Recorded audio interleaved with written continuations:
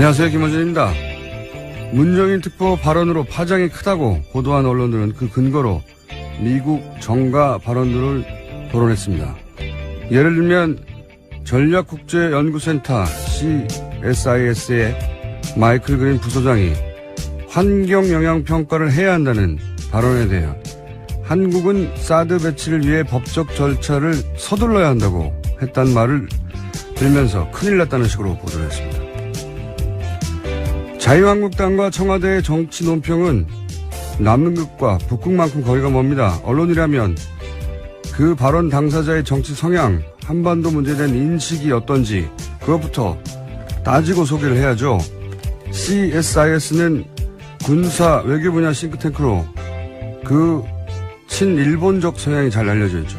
부소장인 마이클 그린은 일본어에 능통한 대표적 친일 전문가로 아베 정부가 표방하는 강경 대북 정책과 그 인식의 궤를 같이 하는 사람입니다. 한국 정부가 북한과 대화하면 북한의 미사일 능력만 키워줄 뿐이라고 하는 사람이고, 심지어 트럼프 정부는 북한을 선제 타격해야 한다고 주장한 사람입니다. 그 사람의 성향, 그 발언의 배경, 의도, 맥락은 최소한 짚어가며 호들갑을 떨어야 하는 거 아닙니까? 워싱턴 소재 연구소 누가 사드 배치 빨리 하라는데 이거 우리 큰일 났다, 이런 식으로 보도할 거면 뭐하러 워싱턴까지 가서 한국 언론을 합니까? 그냥 일본 언론 하거나 미국 언론 하지. 김원준 생각이었습니다.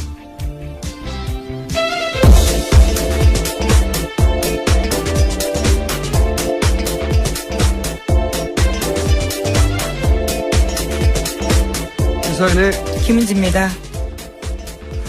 저는 이 문특보 발언 내용과는 별개로 워싱턴발 기사가 평소에 문제가 많다는 생각을 합니다. 네. 잠깐 전에 얘기했던 그 마이클 그린 같은 사람은 유명한 사람이거든요. 아주. CSIS라는 그 싱크탱크가 유명하기도 하지만 거기도 친일본 성향으로 여러 번 성향을 드러낸 적이 있고, 이 마이클 그린이라는 사람 아주 유명해요. 일본어도 능하고 2014년인가요? 위안부 문제 덮으려고 일본군이 위안부를 강제 동원했다고 인정하고 사정했던 고노다마 있잖아요. 네네. 그 고노다마를 무력화시키는 조치들을 하죠, 아베 정부가.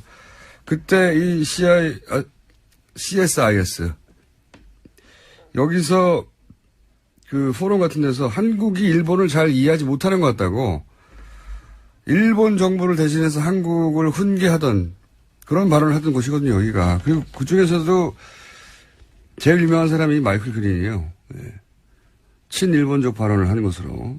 이게 이제 일본 정부가 미국의 싱크탱크를 잘 관리해 왔기 때문이기도 하지만, 그러니까 우리 기자들 잘못은 아니죠. 이 성향을 그렇게 가졌다는 것이, 그 싱크탱크가.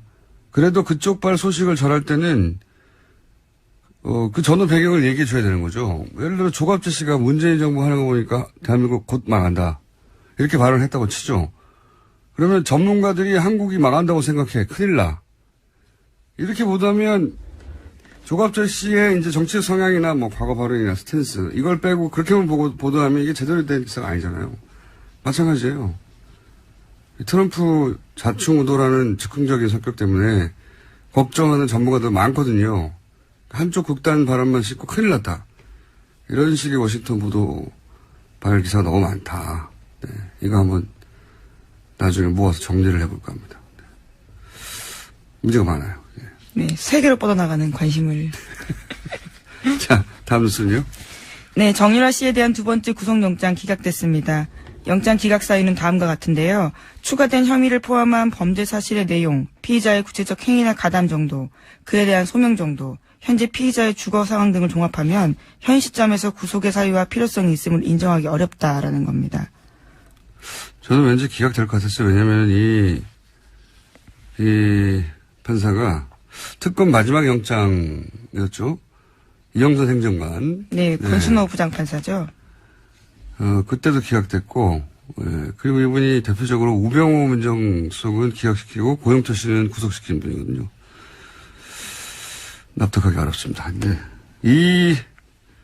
그거는 저희가 3부에 양지를 변호사하고 한번 따져보기로 했기 때문에, 어쨌든, 기각되지 않을까 싶었는데, 기각됐군요. 네. 그 기각이 되긴 했는데, 검찰이 이번에 영장 청구하면서 새로운 혐의를 많이 포함했잖아요. 그죠? 네, 구속영장에 쓴 내용들이 조금씩 알려지고 있습니다. 정유라 씨가 최순실 씨 전화로 박근혜 전 대통령과 여러 번 통화한 적이 있다라는 게 검찰이 적시한 내용인데요. 뿐만 아니라 최순실 씨 모녀 등이 삼성을 통해서 비덱스포츠로부터 1년 동안 받은 급여가 2억 9천만 원 된다라는 겁니다. 그 뇌물을 공유했다는 얘기고, 돈 네. 얘기는. 또 하나는 여러 번 통화했다는 거는 원래 박근혜 전 대통령이 이제 초등학교 이후로 본 적도 없고. 그렇죠. 이름을 바꾼 것도, 이름도 몰랐다는 거죠, 바꾼 거를. 그리고 뭐, 교류도 없었다고 그렇게 주장해 왔는데, 통화하는 사이였다는 거죠. 그래서 참 이상하긴 해요. 왜 굳이 초등학교 이후 못 봤다고 그럽니까? 예. 지인의 딸인데 그냥 통화했다고 해도 될 것을. 여하간 그렇지 않았다는 게 특검위에서 한번 밝혀진 것이고. 게다가 또 추가 증거도 나왔습니다. 정유라 씨 마필 관리사였던 이모 씨의 휴대전화기 압수해서 검찰이 봤는데 그 안에 정유라 씨가 덴마크 구치소에 수감돼 있을 때 손으로 쓴 편지가 사진 파일 형태로 여러 개 있었다라는 건데요. 그 내용들이 최순실 씨 비서 안모 씨에게 전달됐다고 합니다. 자필 편지에 대해서는요. 삼성의 예전에 다른 곳에 승마 지원했던 전례를 알아봐달라고 정유라 씨가 쓴 내용이 있다고 합니다. 2억 멀리 서로 떨어져 있는 감옥에 각자, 그게 아니라 구치소에 각자 들어가 있는 모녀가 의논을 했다는 거네요. 서로의 비서를 통해서 편지를 주고받았을 가능성이 큰 거죠. 가능성이 큰 게 아니라 그런 물증이 나온 거 아닙니까? 여하간 이렇게 직접 갔다라는 건 아직까지 나오진 않았는데. 그렇군요. 예. 해외 도피고 한국에 돌아올 생각이 없었고 그리고 뇌물을 같이 공유했고 박근혜 전 대통령과도 통하는 사이다. 이런 것들을 봉합했으나 약간 기각됐다. 네, 심지어 몰타국적 취득하려고 했었죠. 네. 자, 이 사안은 저희가 3부에서 한번 따져보겠습니다. 다음 뉴스는요? 네, 또 관련해서 안종범 전 수석의 수첩 이야기 전해드린 바가 있는데요. 거기에 이상화 씨 전화번호 있었다고 알려드렸습니다. 네. 그래서 검찰이 추가로 이상화 전 본부장 불러서 관련 내용들을 물어봤는데요. 삼성 쪽에서 독일 계좌로 송금해 올 때마다 최순실 씨 요청으로 그때그때 보고했다라는 진술을 했다고 합니다. 이분이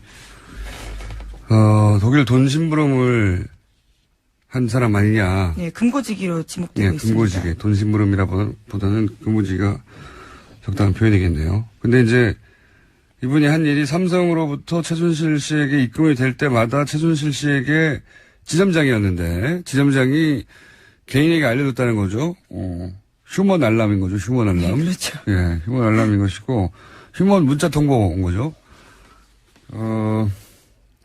이런 얘기도 있었죠. 최순실 씨가 이야기하니까 바로 청와대에서 전화 와서 최순실 씨가 실세라는 걸 알았다. 그렇죠. 예.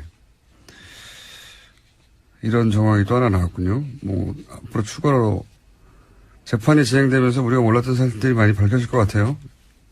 네, 지금 재판 계속 진행되고 있습니다. 이재용 삼성전자 부회장 재판에서도 어제 새로운 주장들이 나왔는데요. 삼성 쪽에서는 말 소유권이 여전히 삼성그룹에 있고 삼성은 국가대표 승마단의 훈련을 지원하려 했던 것뿐이었다라는 식의 이야기를 한 겁니다. 개인적으로 가장 어제 나온 뉴스 중에 재밌는 뉴스입니다, 이게. 예.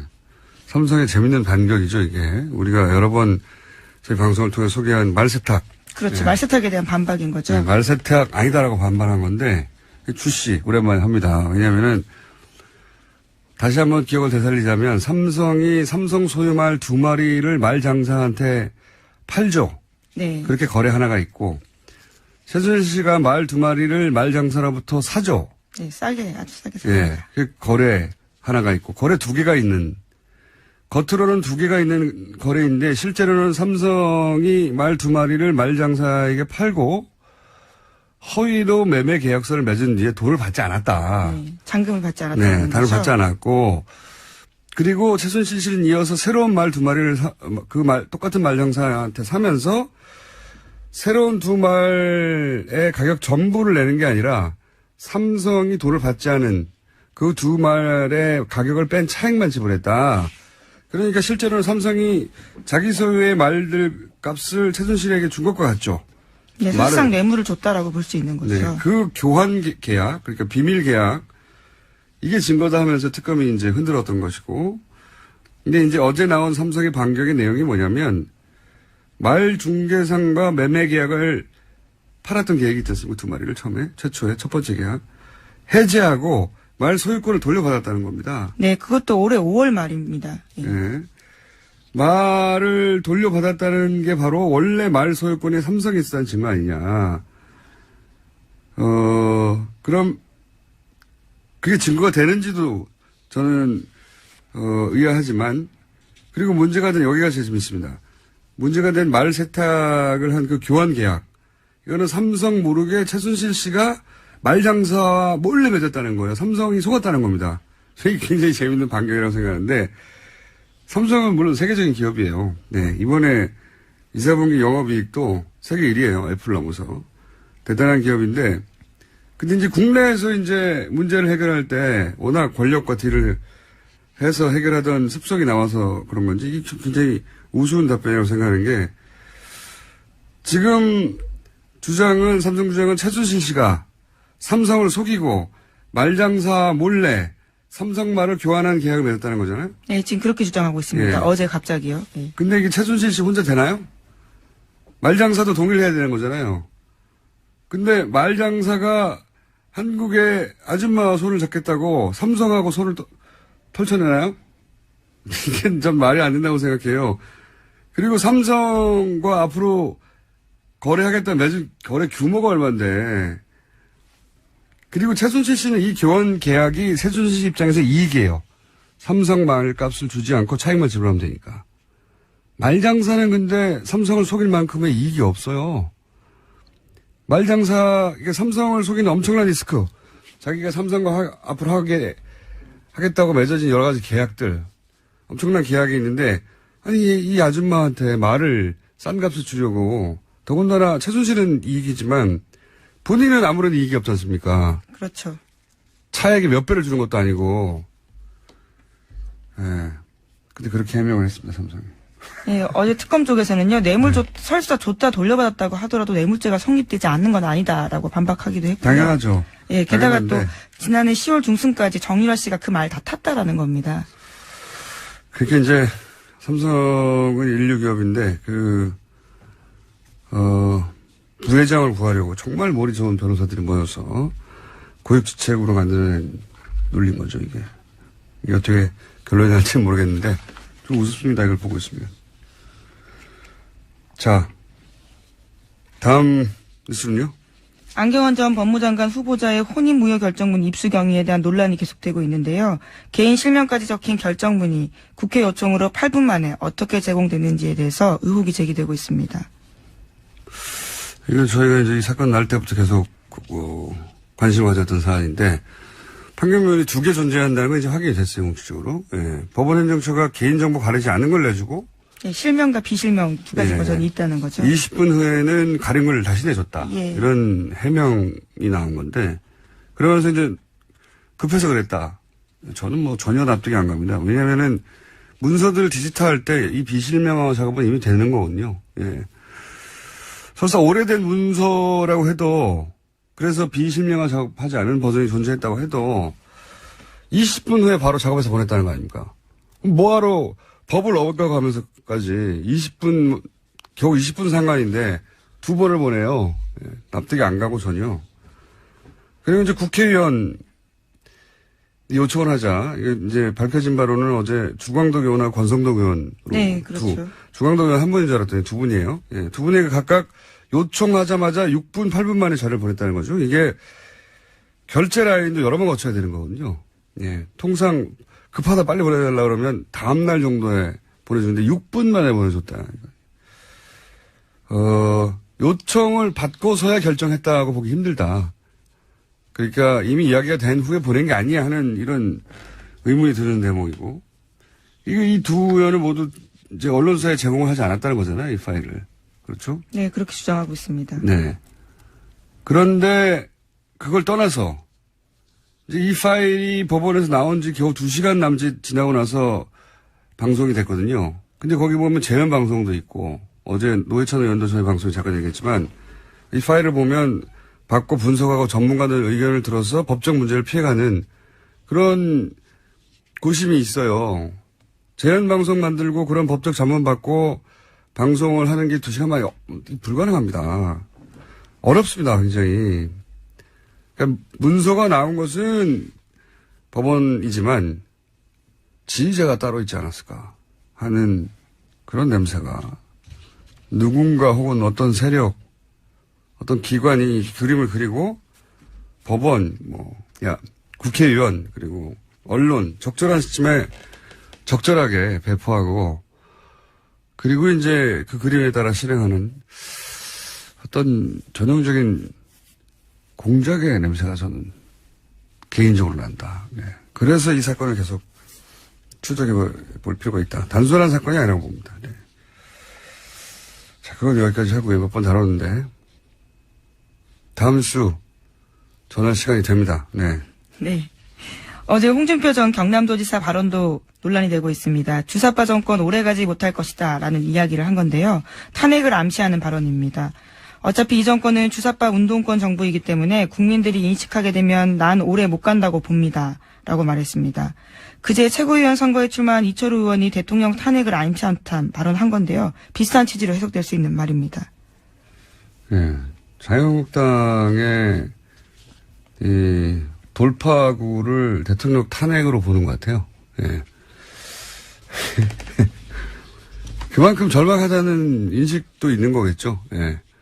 지금 문재인 정부를 탄핵 정도 해야 본인들이 다시 영어로는 이분이 된다. 예. 지금 한 달 남짓 지났는데 탄핵을 얘기하면 누가 봐도 정상은 아니죠. 보수 지지자들이라 하더라도. 어쨌든 그쪽이 그만큼 절박하다고 해석할 만한 멘트들입니다. 이철우 의원뿐만 아니라 이제 홍준표 전 지사도 이런 얘기를 했으니 여러 사람이 할 공사이 크네요. 계속해서. 지금 지도부 선거가 있기 때문에요. 계속해서 네. 관련된 발언이 나올 가능성은 큽니다. 왜냐하면 이분들이 지금 지도급 인사이기 때문에 자유한국당에 이런 인식을 하고 있고 이런 인식만 하는 게 아니라 공개적으로 발언을 하고 있고. 예. 자, 다음 순요. 원비어 씨 사망 소식을 접한 문재인 대통령은 안타까움을 표하면서 유족에게 조전을 보내 위로했습니다. 대통령 명의로 조전을 보내고 청와대가 공식 입장 낸 것은 이례적인데요. 한미 정상회담 앞두고 미국 내 여론을 감안한 대응으로 보입니다. 다만 청와대는 한미 정상회담 의대는 아니다라고 밝히고 있습니다. 당연히 의제는 아니죠. 북한이 한 일이니까. 예, 안타까운 일인데, 이 일로 이제 한미 회담의 주도권 잃지 않으려고 하는 액션이기도 한 거죠. 예, 조전을 보내는 것도. 외교의 일환이라고 봅니다. 자, 다음 뉴스는요? 네, 미국 소식입니다. 러시아 스캔들에 대한 질문이 따라다니자 백악관은 급기야 브리핑 취재 막아버렸습니다. 매일 오후 방송사들이 중계하던 정례 브리핑을 지난주부터 촬영하지 못하도록 한 건데요. 이에 CNN이 반발하면서 영상 녹화는 끄고 음성만 보내자 백악관은 오디오 중계마저 차단했습니다. 재밌습니다. 예. 전 세계에서 대통령의 육성으로 대국민 성명을 라디오로 중계한 첫 번째 나라가 미국이에요. 제가 알기로는. 시대를 엄청나게 지금 역행하고 있는 겁니다. 예. 대신 트위터로 한번 계속 소통하고 있습니다. 라디오, 수십 년 전에도 라디오로 대통령이 대국민 성명을 내고 했었는데, 이제는 이제 브리핑에서 오디오도 중계 못하게 꺼버렸군요. 예. 트럼프 대통령이야말로 끝까지 갈 수 있을까요? 예. 계속 얘기하지만 너무 이상한 일을 많이 하고, 물론 여기 트럼프 대통령이 하는 일을 잘한다고 박수친 사람도 미국에 있죠. 정반대로 이게 도대체 말이 되느냐고 하는 사람도 있고요. 예. 근데 그 중에서 북한에 관해서는 트럼프 대통령조차 김정은, 만나겠다고 하는데 선제 타격을 하라고 한 사람 말을 따서 문정인 특보를 공격하는 거예요. 너무 웃긴 거예요, 사실은. 근데 우리 모르잖아요, 잘. 자, 그래서 제가 워싱턴 발뉴스에 문제가 많다고 하는 거고요. 누굴까요? 이 문서 유출이라기보다는 그림의 설계자는 검찰일 수도 있고요.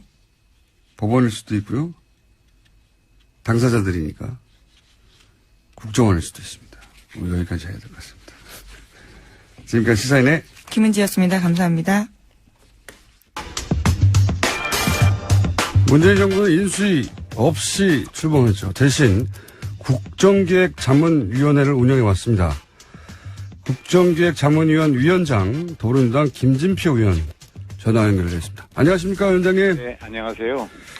네, 다른 사안보다 먼저 국정기획에서 인사제도 개선을 위한 태스크포스 꾸렸다고 하는데 인사청문회 문제로 지금 아주 여의도가 시끄럽지 않습니까? 우선 네. 현재 제도에 어떤 문제가 있다고 생각하십니까? 예, 지금까지 이제 운영되어 온 기준 중에서 병역면탈이라든가요, 부동산 투기, 세금 탈루, 이런 세 가지 부분에 대해서는 철저히 그 원칙을 지켜야 되고 철저히 그 잘못된 것을 가려내야 한다고 생각을 합니다. 네. 근데 이제 문제가 위장전입이라는 거요. 예. 이것이 2005년 장관들에 대한 청문회가 본격적으로 시작되기 전에는 우리 사회 대부분의 사람들이 별다른 죄의식이나 또 법의식 없이 자녀들 교육을 위해서 또 뭐 여러 가지 직장 이전 등의 경우 그냥 통상 이 주소 불일치 행태를 보여왔거든요. 네. 그래서 이제 이 문제는 시점별로 좀 차등을 줘야지 옛날 행위 시에는 아무 의식 없이 했는데 이제 와서 다 그게 죄가 되고 잘못이 되는 것으로 받아들이니까 그 문제가 하나 있고요. 위장 전입 문제는요? 네, 그 다음에 이제 논문 표절 문제입니다. 이것은 2008년 교육부 가이드라인이 정비되기 전에는 우리나라 위원장님 지금 전화가 네네. 찍찍하는데 예. 네, 가까이 되겠습니다. 네네. 2008년에 교육부 가이드라인이 정비되기 전에는요, 우리나라나 중국이나 이 동양삼국, 일본 이런 나라들이 논문에 대해서 서구 사회보다는 굉장히 관대했습니다. 네. 그런데 이제 이것도 2008년 이전과 이후는 좀 구별해야 되지 않느냐. 하여간 이 위장전입과 논문 표절에 대해서는 고의성이 있느냐, 불법성이 얼마나 심각하냐, 이런 것들을 좀 사안별로 따져볼 필요가 있다. 그런 생각이죠. 왜냐하면 지금 현재와 같이 운영되는 기준을 그대로 적용하게 되면은 행위 시에는 별 문제 없이 다 똑같이 그렇게 해오다가 나중에 이제 우리 사회의 문화규범이나 도덕규범이 바뀌어서 그러면 그 바뀌어진 기준으로다가 모두 재단해서 그걸 가지고 문제를 삼게 되니까 과거에 전공 교체할 때마다 우리 사회의 소중한 인재들을 희생시키는 그런 문제가 있었거든요. 그래서 저는 이 사회라는 것이 존경받는 그런 원로 이런 네. 사람들이 있어야 되는데 지금과 같은 기준을 너무 엄격하게 적용하면 모든 언론에서 이제 도덕적으로 큰 잘못과 죄를 진 것으로 비판받게 되면 과연 좋은 인재들이 나라를 위해서 봉사한다, 나라를 위해서 일하겠다, 이래서 장관하겠다는 사람이 과연 얼마나 될까 하는 그런 걱정도 있으니까요. 무슨 말씀인지 알겠는데, 근데 민주당이 야당 시절에는 사실은 이런 문제 가지고 또 지금 자유한국당, 새누리당 전신인 인사들을 낙마시키기도 했지 않습니까? 그렇습니다. 그래서 이제 역지사지로 봐야 되는데 저희가 야당일 때도 다만 위장전입이라든가 논문 표절 이런 거를 우리가 지금 얘기하는 2008년 이전의 논문 표절이라든가 위장전입만 가지고 낙마를 시도한 적은 없었다고 됩니다만은 그러나 우리가 잘못한 게 있으면 제가 나서서라도 이 잘못은 우리 사과할 건 사과하더라도 이제는 더 이상 이런 악순환의 고리를 좀 끊어야 하지 않을까. 근데 제 생각에는 도덕성 검증 더 철저히 하더라도 이것을 굳이 공개로 해서 망신주기로 전부 일관할 필요가 있을까. 미국 같은 데는 도덕성 검증은 비공개로 하고요. 또 우리나라도 경기도의회가 이 도덕성 검증을 비공개로 해서 그 비공개 회의에서도 많은 낙마를 시키는 결과가 나오고 있거든요. 그런 점에서는 그것도 한번 제도 개선을 생각해 볼 때다 이런 생각입니다. 그러니까 이제 청문회의 내용을 도덕성 검증이냐 정책 검증이냐를 나눠서 도덕성 부분, 개인 신상 관련된 도덕성 부분은 비공개로 할 수도 있고. 네네. 그리고 지금 말씀하신 대로 이제 그 기준이 명확하지 않았던 시점 이전의 것들은 좀 달리 보자. 그렇죠. 그래서 얼마나 반복해서 여러 번에 걸친 행위가 있었나, 그리고 고의성이 있었나, 심각한 법규 위반이 있었나, 이런 것들을 그 위장 전입과 논문 표절에 대해서는 그 시점을 기준으로 해서 과거에도 그렇게 적용을 해온 점이 있습니다만 좀 분명히 할 필요가 있다 하는 생각을 가지고. 그러면 이 태스크포스가 이 개선안을 언제쯤 마련해서 결국은 이건 법 개정으로 이어져야 되는 거 아닙니까? 언제쯤 마련되게 되는지부터 우선 궁금합니다.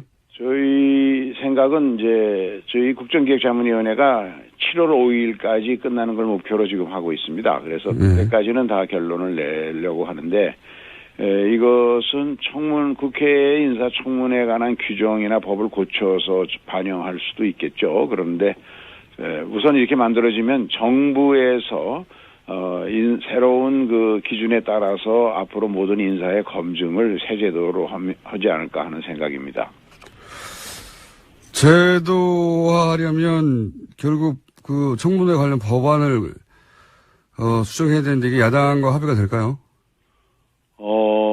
뭐 야당에서도 과거 정권을 운영해 본 경험 때문에 많은 사람들이 총리나 장관 인사에서 낙마되고 희생되는 그런 것들이 더 반복돼서 안 된다는 의견을 개인적으로 피력하는 사람들은 많이 있습니다. 그래서 국회 운영위원회의 관련 규정을 고치든가 국회법의 규정을 고치면은 어느 정도 합리적으로 이게 인사청문회라는 게 결국은 국민의 눈높이에 맞추어서 기준을 만들어야 되는데 우리 사회가 통상 그렇듯이 대부분의 국민들이 눈높이에서 보면 지키지 않았던 것을 높이 요구해서 이제 낙마시킬 때 그것이 여러 가지 부작용이 생기니까요.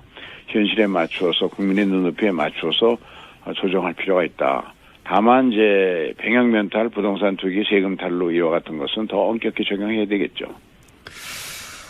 알겠습니다. 이건 태스크포스가 새로운 안을 내놓을 때쯤 다시 한번 연결해서 의논하기로 하고요. 말씀드리기로 하고.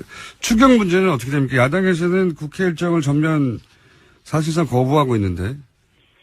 이 추경 문제는 대통령이 당선된 뒤에 갑자기 만들어낸 게 아니고 우리나라의 경제사회의 모든 문제가 일자리 부족에 기초하고 있고 좋은 일자리를 많이 만들어내는 일자리 대통령이 되겠다. 그런 위한 방법으로 취임하면 바로 일자리 추경을 내놓겠다고 선거 과정에서 여러 차례 국민에게 약속하고 그래서 대통령이 당선되고 첫 번째로 이 이제 추경안을 내놓은 거 아니겠습니까? 지금 그 청년 체감 실업률이 24% 통계청 발표가요.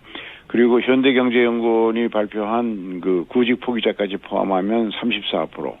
10명 청년 중에 서너 명이 아무리 이제 N퍼 세대라고 하지 않습니까? 청년들이. 그 N퍼 세대라는 게 왜 모든 걸 다 포기할까? 결혼도 연애도 출산도. 이건 결국 좋은 일자리, 원하는 일자리 하나 얻기 위해서 모든 걸 포기하는데 아무리 노력해도 자기 혼자 힘으로는 일자리를 가질 수 없으니까 헬조선 소리가 나오는 거 아니겠습니까? 이게 청년들의 신음소리인데 아마 정치권, 특히 야당도 국민들의 이와 같은 목소리는 외면하지 않으리라고 봅니다. 막상 우리 추경안은 이번에 무슨 SOC 사업이라든가 또 선심성 사업 이런 거 일체 없고 또 국가 부채도 하나도 안 늘리고 추가로 더 거칠 세수를 토대로 해서 11조 2천억 모두를 일자리 창출과 연결해서만 편성된 예산이거든요.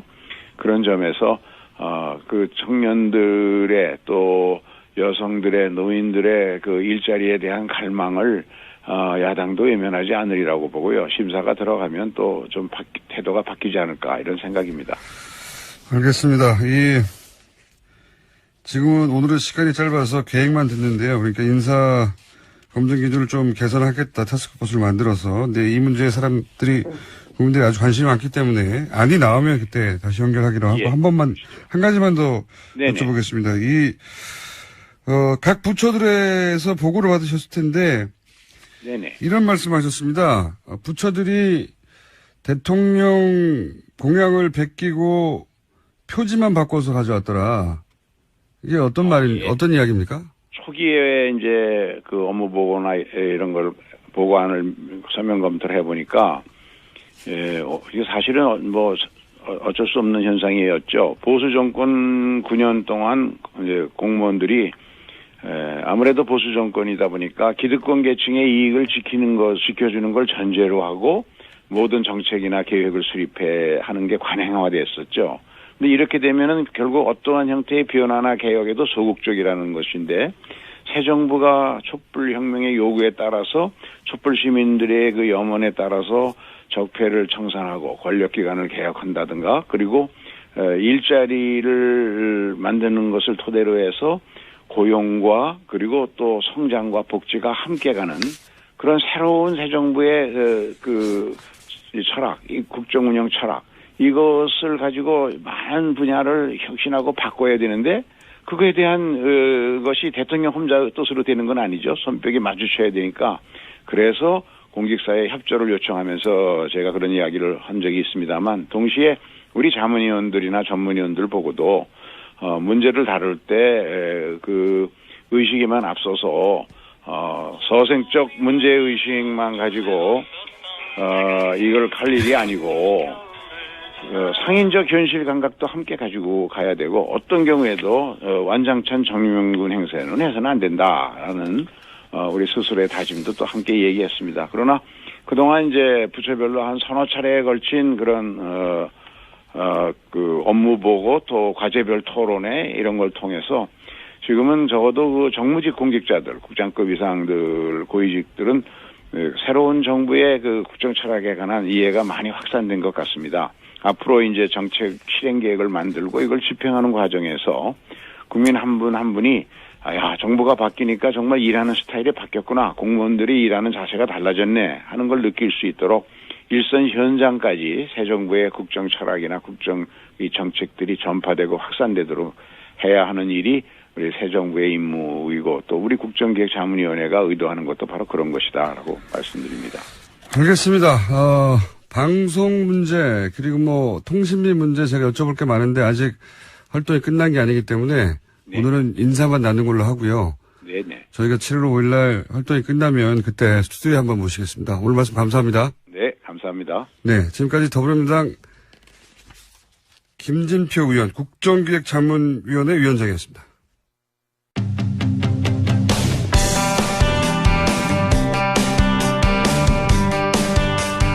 네. 바른정당 대표 출마자들 저희를 연속 인터뷰하고 있습니다. 어제 지상욱 의원이 사퇴를 했습니다 해서 출마자가 줄어든 상황입니다. 하태경 후보에 이어서 오늘은 정운천 후보 만나보겠습니다. 안녕하십니까, 의원님? 안녕하세요. 네. 예, 정운천입니다. 우선 지상욱 의원님 상황을 간단하게 소개해 주십시오. 네, 문자가 많이 왔어요. 갑자기 모친이 아픈 관계로요. 갑자기 이렇게 사퇴를 하게 됐는데 매우 안타깝고 모친께서 빨리 회복되시길 원합니다. 그런 상황이군요. 자, 우선 출마의 변 간단하게 왜 내가 바른정당의 당 대표에 출마했는지 간단하게 표현해 주십시오. 지금 바른정당이 위기입니다. 그런데 제가 20년 만에 호남에서 선거혁명으로 보수의 깃발을 꽂은 그 에너지로 또 초선이면서 또 총동식품부 장관을 역임했고 이러한 에너지를 모아보면 지금 위기의 바른정당을 다시 회복시킬 수 있는 에너지는 바로 적임자가 정운천이 아닌가 해서 출마했습니다. 여보세요? 출마변이 약간 임팩트가 부족한 것 같습니다. 의원님. 그러니까 호남에서 첫 번째로 당선된 새누리당 의원이다. 이게 첫 번째. 새누리당 의원으로 당선은 됐는데 보수의 불모지 지금 호남에서 유일한 대표가 이 정운천이고요. 예. 지금 보수가 괴멸되어 있는 상태에서 그 괴멸을 살릴 수 있는 것은 호남에서 시작해서 전국으로 퍼져나가는 힘이 있어야 보수의 혁신이 되고 거기에서 새로운 미래를 열 수 있다. 이렇게 보고 있습니다. 그러면 다른 분들 뭐 하태경 후보라든가 네. 다른 분들 이혜원 의원이라든가 그분들에 비해서 본인은 어떤 강점이 있기 때문에 그분들이 나왔음에도 불구하고 나오신 건지, 네. 본인의 차별점과 강점은 어디있습니까? 예. 지금 이번에 이제 우리 연찬회에서요. 예. 원내 문제는 원내대표가 선수회에 따라서 하고, 예. 바른정당의 당대표는 전국을 어우를 수 있는 예. 개혁적이고 또 실용적인 그런 당의 선수에 관계없이 한번 해보자. 그래서 오히려 초선이 새로운 개혁을 할 수 있는 출발점에서는 더 국민들한테 어필될 수 있을 것이 아닌가 저는 이렇게 보고 있습니다. 대답이 참 짧으십니다. 짧습니까? 네, 저희하고 인터뷰가 처음이시라 그러신 것 같기도 하고. 아니, 그게 아니고요. 예. 그게 아니고 말을 많이 하는 저는 말꾼이 아니고 일꾼이거든요. 단답형으로 딱 답을 하는 게 더 좋지 않겠습니까? 알겠습니다. 다른 질문 전에, 네. 다른 이번에 나온 후보들과는 다르게, 의원님은 지난번 그 대거 바른정당 의원들이 대거 탈당해서 자유한국당으로 입당할 때 명단을 같이 올리셨던 적이 있지 않습니까? 그래서 여쭤보지 않을 수 없는데 그때는 명단을 왜 올리셨고 그리고 왜 다시 남으신 건지 그걸 설명하셔야 당을 떠나려고 했던 사람이 이제 당 대표 나온다고 하는 거니까요. 네. 그게 그렇게 결행한 날이 5월 2일 날인데요. 예. 5월 1일 이전에는 탈당 문제가 나온 게 아니고 보수가 너무 우리 당의 지지율이 낮으니까 보수 단일화를 하자, 보수 통합을 하자 해서 그 통합파 탈당파가 그 통합 보수 단일화를 좀 진행을 했거든요. 근데 5월 1일 마지막 날 그게 탈당 쪽으로 이렇게 기울어서 나는 아니다. 나는 전주에 가서 전주 시민들의 뜻을 받들어서 결정을 해야지 내가 결정할 수 있는 사안이 아니다. 하고 저는 내려가서 이틀 3일 동안 수렴을 통해서 지키는 걸로 해가지고 오히려 저는 바른정당 20명의 그 교섭단체를 확실하게 지킴으로 해서 큰 기여를 했다고 생각합니다. 그때 탈당계를 내지 않으셨나요? 탈당계 내지 않았죠. 탈당한다고 해서 그 이튿날 새벽에 명단에만 올라갔었고. 자기들이 명단에 넣었지 저는 탈당 명단이 아니고 보수 단일화, 보수 통합에 그렇게 해서 며칠간 계속 그건 회의를 했었거든요. 전주 시민의 뜻을 들어 내려가신 게 아니라 당시 빅모상 때문에 어쩔 수 없이 내려가셨다가 아니요. 그 타이밍을 잘 피하셔가지고.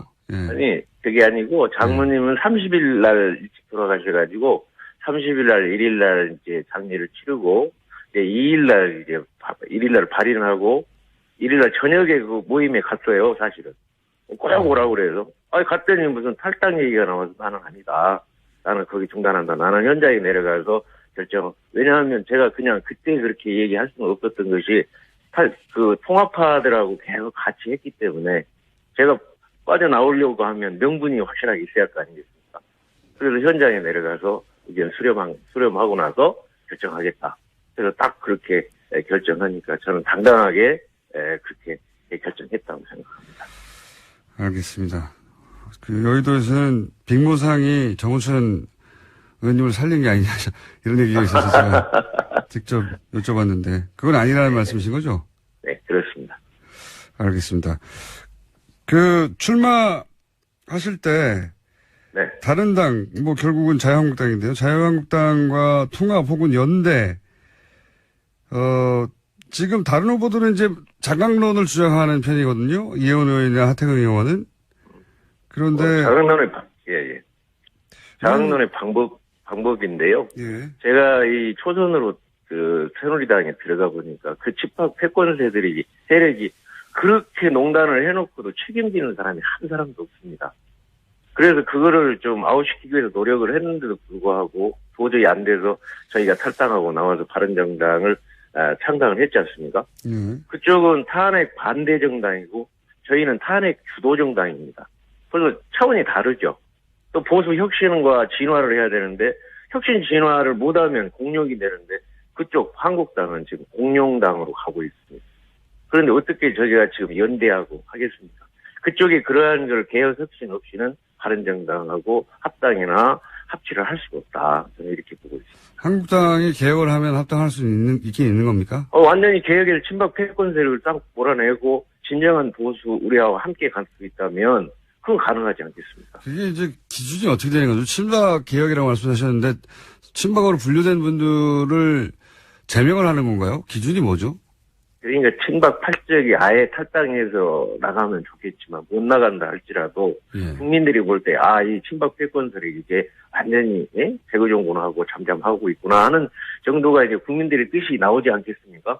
그렇다고 하면 이제 주도 세력이 개혁 보수를 할 수 있는 세력으로 나온다고 하면 이제 그때부터 연대할 수가 있는 것이죠. 한국당이 주도 개혁 세력이 당을 이끈다는 건 누가 당대표가 된다는 걸 의미하는 거죠?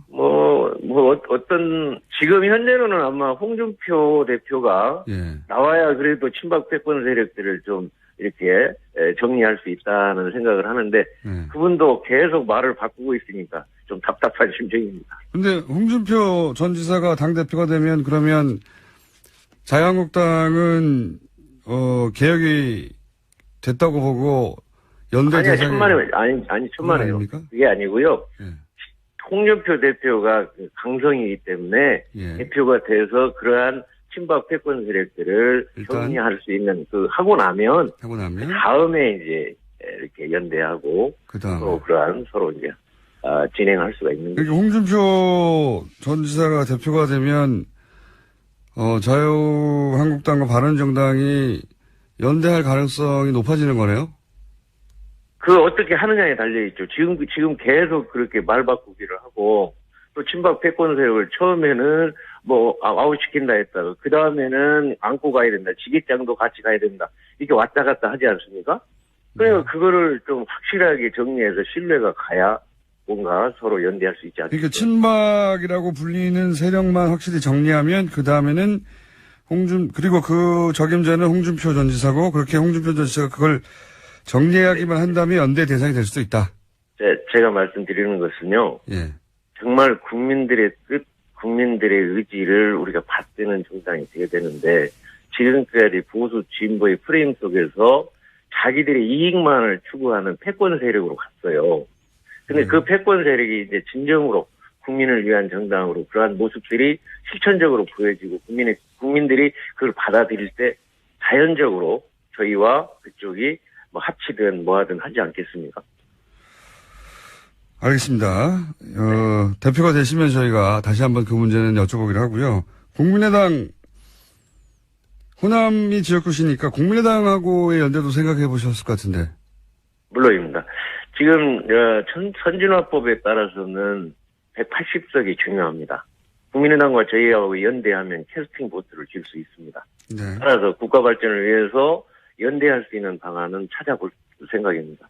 사안에 따라서 연대해가지고 국가를 위해서 국민을 위해서 좋은 일을 할 수 있는 거를 효과가 난다고 하면 그게 진행이 돼서 더 신뢰가 확대될 거고 그러면 이제 그 다음 단계가 더 진행될 수 있겠죠. 알겠습니다. 혹시 이제 연대를 넘어선 통합도 가능합니까? 물론 말씀하신 대로 개혁이 전제돼야 되겠지만 자유한국당과의 통합 혹은 국민의당의 당대당 통합 혹은 일부 그 세력과의 합당 이런 거 가능합니까? 그런 구상도 있어요? 이건 다르게 한번 접근해 보죠. 지금 프랑스의 마크롱이 진보 좌우파를 뛰어넘어서 중도 실용 정당으로 선거 혁명을 일으켜서 기적을 일으키고 있지 않습니까? 예. 우리나라도 이제 진보 보수 프레임에서 벗어나서 실용 민생 정당을 새로 탄생시킬 수 있는 때가 저는 왔다고 봅니다. 그래서 오히려 연대하는 것은 그 목적이 실용과 민생 또 국민을 위한 것이라면 야당이든 여당이든 다시 말하면 한국당이든 민주당이든 또는 국민당이든 연대하자 이거죠.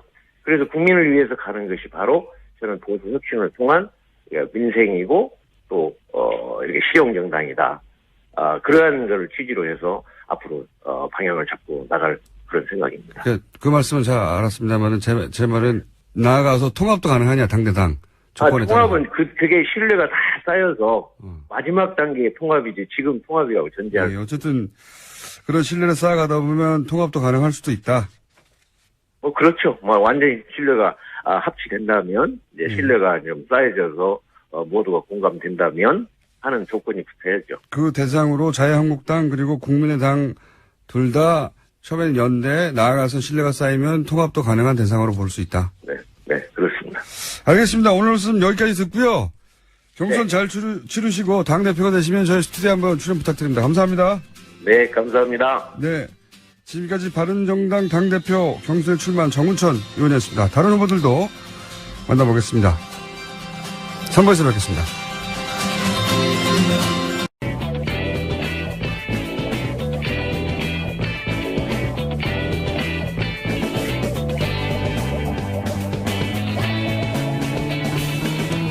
김어준의 뉴스 공장.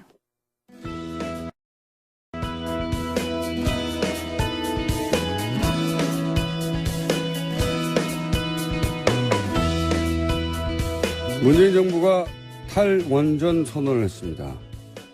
이 문제 전문가와 함께 짚어보겠습니다. 서울대 환경대학원의 윤순진 교수님 전화 연결되어 있습니다. 안녕하십니까, 교수님. 네, 안녕하세요. 네, 교수님은 오래전부터 이제 탈원전이 필요하다고 주장해 오셨는데, 우리 정부가 처음으로 이제 탈원전 선언을 했습니다. 어떻게 평가하십니까? 말씀하셨던 것처럼 저는 처음부터 일찌감치 이 문제에 대해서 탈원전의 필요성을 이야기했던 사람으로서 너무나 감개가 무량했습니다. 최근 들어서 우리 사회가 빠르게 변화되고 있는데 시대 변화를 체감할 수 있었어요. 이것도 다 촛불 시민혁명의 결과가 아닐까 그런 생각이 들었습니다. 그 정부 단위에서는 이런 선언을 한 게 처음인데 그런데 이제 저도 기억해 보면 어릴 때 배우기를 원자력 에너지는 깨끗하고 안전하다 이렇게 교육을 받았거든요. 교과 과정에서 아마도 대다수 국민들이 그렇게 교육을 받았을 텐데 이제 관련해서 몇 가지 단계적으로 여쭤보겠습니다. 우선 국내 생산되는 전력 가운데 원전 비율이 얼마나 됩니까? 해마다 약간씩 다르긴 한데요. 2015년 같은 경우에는 약 31.2% 정도였고 작년 같은 경우는 약 28.9%였더라고요. 그러니까 30% 내외로 이렇게 구성되어 있어요. 굉장히 높은 편이네요. 완전.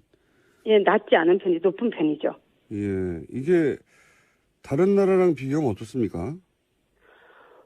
우리나라 같은 경우에 세계에서 이제 가장 비중이 높은 나라는 프랑스고요. 네. 한 75, 예전엔 78에서 현재는 한 75% 정도를 차지하고 있고요.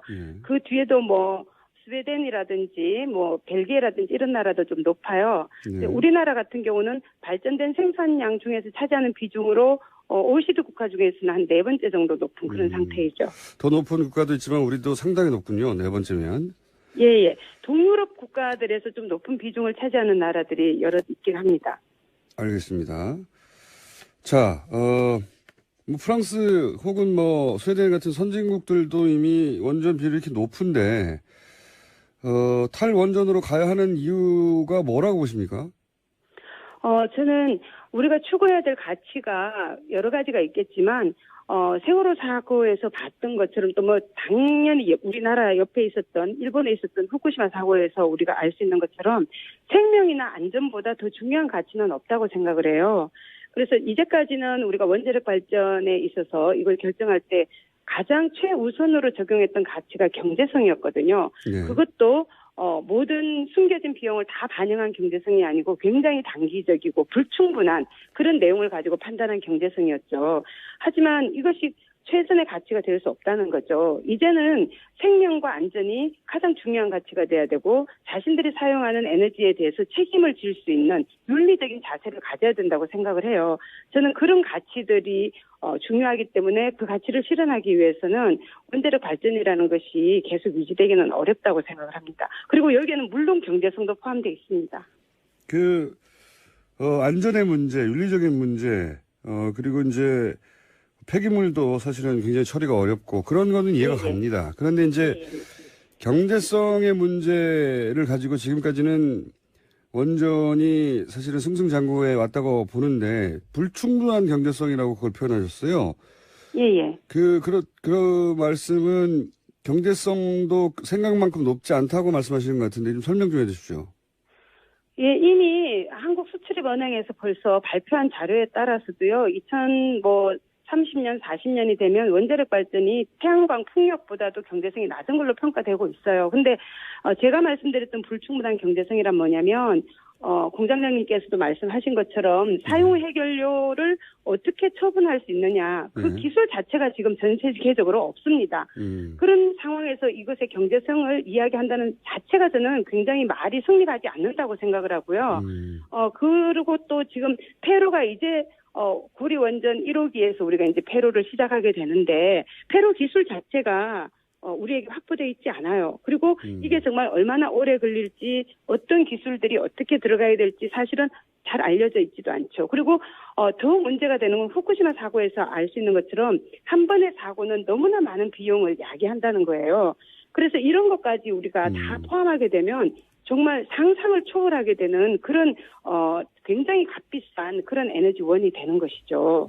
그렇군요. 그러니까 지금 원전을 짓고 거기서 생산하는 비용만 따질 게 아니라 폐연료 처리하는 비용은 왜 안 따지고 그 기술을 확보하는 데 들어가는 비용은 왜 안 따지고 그리고 사고 시 비용이라든지 이런 비용들은 전혀 감안되지 않았다.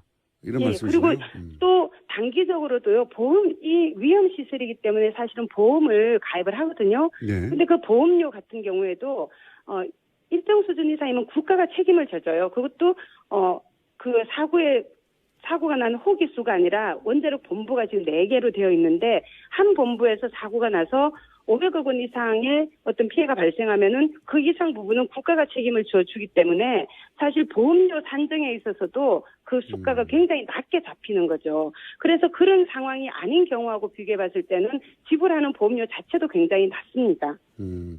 하긴 또 생각해 보니까 방패장 때문에 우리가 치렀던 사회적 비용까지 생각하면 사회적 비용, 그러니까 비용 문제가 불충분하게 산정되었다. 이 말씀은 이해가 갑니다. 예, 또 있는 게요. 원자력 발전은 대규모 시설이거든요. 그래서 생산지하고 소비지가 사실 또 위험 시설이고 해서 굉장히 많은 인구가 살고 있는 도시 바로 인근에는 세워질 수가 없습니다. 그래서 먼 거리에 세워서 이걸 대도시로 소비지로 갖고 오는 거죠. 그 과정에서 송전 시설이 당연히 필요한데 이것이 야기하는 제대로 된 그 비용 또 사회적 비용 이거는 우리가 제대로 지불하지 않고 있습니다. 지금 송전탑이 들어서게 되면 그 지역의 재산 가치가 3분의 1 이하로 떨어지고 거래 자체가 되지 않거든요. 그래서 이런 것들은 원자력 발전만을 위해서 필요한 시설은 아니지만 원자력 발전이 우리가 있으면 당연히 필수적으로 들어가야 되는 시설이거든요. 이런 부분의 경제성도 또는 사회적 비용, 환경 비용도 제대로 반영이 안 되어 있는 거죠. 알겠습니다. 그런 비용을 의도적으로 감안하지 않고 전기 생산 비용을 원전의 전기 생산 비용을 산정한 것이기 때문에 불완전하다 하신 것 같고. 그런데 이제 이런 문제 있습니다. 후쿠시마도 사고 때문에 원전을 중단했다가 에너지가 부족해서 다시 원전을 가동하는 정책으로 돌아섰다고 하고 영국도 원전을 다시 짓기로 했다고 하고 이런 걸 보면 여전히 원전의 경제성이 더 높은 거 아닌가요? 혹은 원전의 안정성, 불안정성을 너무 뭐랄까요? 과장된 게 아닌가 이런 생각도 할 수 있는데. 제가 볼 때 그런 문제는요. 경제적인 문제가 아니라 정치적인 문제라고 생각을 해요.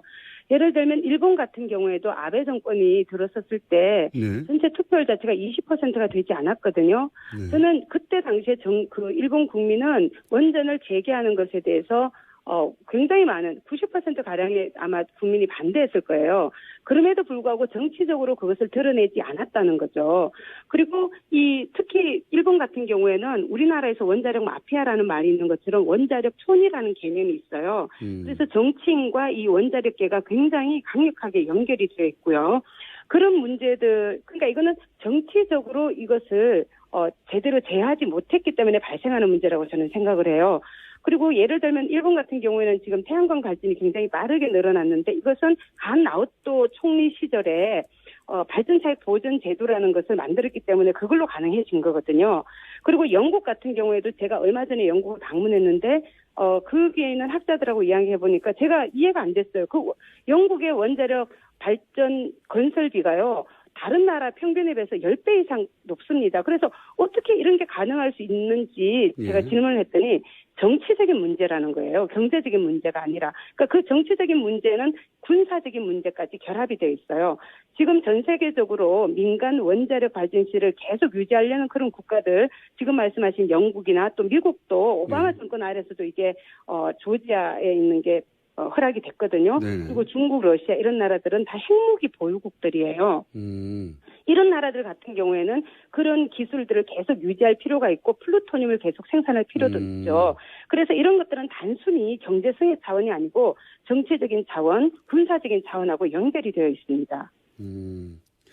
그리고 또 저런 것도 있습니까? 원전 발전소를 짓게 되면 워낙 막대한 비용이 들어가기 때문에 마치 정치와 건설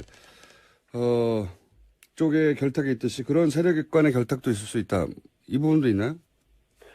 그렇게도 많이 의심을 하죠. 왜냐하면 원자력 발전소를 짓는데 들어가는 비용이 과거에는 2.5조에서 3조라고 이야기하지만 최근에 또 신고리 5, 6호기의 건설 중단에 대해서 이야기할 때 많은 비용을 따지면 6조까지도 이야기를 하더라고요.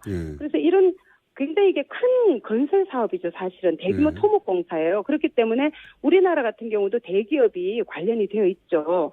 그리고 우리나라만이 아니라 대부분의 국가들에서 이런 건설 사업은 굉장히 높은 기술 수준을 요구하고 있고 굉장히 많은 자본 투입을 요구하기 때문에 소규모 기업에서는 참여할 수가 없습니다. 그러니까 당연히 이거하고 관련돼 있고 또 학계랑도 연결이 되어 있죠. 원자력 관련 학계하고. 그래서 이런 부분을 엮어서 우리가 원자력 마피아라고 부르거든요. 알겠습니다. 그 대목은 이해를 했고요. 이런 거 어떻습니까? 이렇게 원전을 줄여가면 전기요금은 인상될 수밖에 없다. 그 부분에 대해서도요. 지금 막 그 언론 보도를 보면 우리가 혼란스러운 지점이 있는데요. 지금 우리나라에서 폐쇄된 고리 1호기 같은 경우는 원전 설비의 2.5%, 그러니까 전체 설비에서는 0.53%에 불과하고요. 발전량에서는 0.85%, 그러니까 1%가 안 됩니다.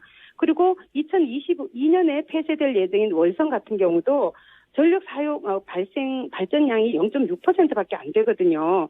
그렇기 때문에 이런 것은 장기적으로 우리 사회가 준비해가면서 풀어가야 될 문제이지 지금 당장 이런 노후 원전을 폐쇄한다고 해서 바로 전력 요금이 올라가는 그런 문제는 아닌 거죠. 그리고 신고리 5, 6호기 같은 경우도 지금 당장 이것을 중단한다고 해서 우리 사회에 전력 공급이 문제가 발생하는 게 아니에요. 이거는 장래에 더 많은 전력 소비가 이루어질 거라고 전망을 하고 그 증가할 걸로 예상되는 수요를 맞추기 위해서 지어지는 시설물들이거든요. 그렇기 때문에 지금 우리가 전력 수요를 어떤 식으로 관리하느냐에 따라서 그런 시설물들은 사실 필요하지 않을 수도 있는 거죠. 그리고 지금 당장 이 반대하는 측에서 보면은 이 노후 원전을 폐쇄한 문제가 많이 발생할 것 같은데 지금 우리 사회 노후 원전일수록 설비 용량이 굉장히 작고 발전량 자체가 크지 않기 때문에 당연히 우리는 준비하는 시간을 가지고 지금 문재인 정부도 40년 이후에 아마 원전 제로 국가가 될 수 있을 거라고 말하고 있잖아요. 그러니까 이거는 시간을 가지고 우리가 충분히 대응해 나갈 수가 있다는 거죠. 그러니까 이제 탈원전 정책을 발표하고 실제로는 40년 후에나 이제 원전으로부터 완전히 탈피하겠다는 계획임에도 불구하고 지금 당장 마치 요금이 바로 오를 것 같고 그리고 원전을 지금 바로 다 없애버릴 것 같은 그런 위기감을 조성하는 측이 마피아 쪽이다. 이거는 이제 첫 출발했을 뿐이다. 그렇게 과장할 일이 아니다. 뭐 이렇게 요약하면 됩니까? 예, 저는 그렇게 이해하고 싶고요. 그러니까 이해해야 된다고 보고요. 그리고 또 이거는 말씀하신 것처럼 장래에는 전력요금이 인상이 돼야 될 거예요. 근데 그것은 단지 원자력 발전을 지금 폐쇄한다 이런 문제만이 아니라 지금 우리 사회 전력요금 자체가 굉장히 그 사회적 비용이나 환경 비용을 전혀 반영하고 있지 않기 때문에 이 부분은 계속해서 실질적인 비용이 반영되는 방식으로 변화돼야 된다는 이야기를 너무나 오랫동안 해왔습니다. 특히 이제 우리 사회에서는 굉장히 그 시민들조차도 혼란스럽게 생각하는 문제가 뭐냐면 전기 요금임에도 불구하고 일반 시민들은 전기세라고 요금 이야기를 해요. 그렇죠. 근데 사실 너무나 아이러니하게 우리나라의 전기 요금에는 세금이 거의 들어가 있지 않습니다. 이것도 하나의 서비스이기 때문에 부가가치세가 포함되어 있고요. 그다음에 전력산업 기반 기금이라는 게 있기 때문에 그건 준조세 기금이거든요. 그게 우리가 내는 전력요금의 3.11% 정도예요. 그래서 이런 걸 다 합해봤자 우리나라의 그 전력요금 중에서 세금이 차지하는 비중은 8.8%밖에 안 되거든요. 근데 대부분의 OECD 국가들은 30%가 넘고 50%가 넘는 국가들도 있습니다. 독일이라든지 덴마크는 50%가 넘어요. 그런 나라에서는 사실 전기세라고 이야기할 수 있을지도 모르겠지만 우리는 아니거든요. 이거는 전력이라는 서비스에 대한 요금이에요. 상품인 거죠. 그래서 이거는 분명히 만들 때 생산 비용이 들어가고 그 비용이 제대로 된 원가라든지 또는 사회환경 비용을 반영하지 못한다면 이거는 바꿔야 되는 거죠. 알겠습니다. 전기세 체계는 다시 정비해야 된다는 입장이 하나 있으신 거고, 근데 그거는 원자료를 지금 줄여나가는 것과 당장 연결되는 건 아닌 것이고, 지금 오늘 말씀의 핵심은 원전을 40년에 걸쳐서 줄여가자는데 당장 원전 때문에 요금이 바로 오르고 또는 뭐 전력 공급에 차질이 생길 것 같고 하는 건 다 과장이다. 이런 논의를 이제 막 시작해야 한다. 이런 말씀이시군요. 예. 네네. 오늘 말씀 여기까지 듣겠습니다. 감사합니다. 감사합니다. 네. 반론도 저희는 준비해서 들어보겠습니다. 지금까지 서울대 환경대학원의 윤순진 교수님이었습니다.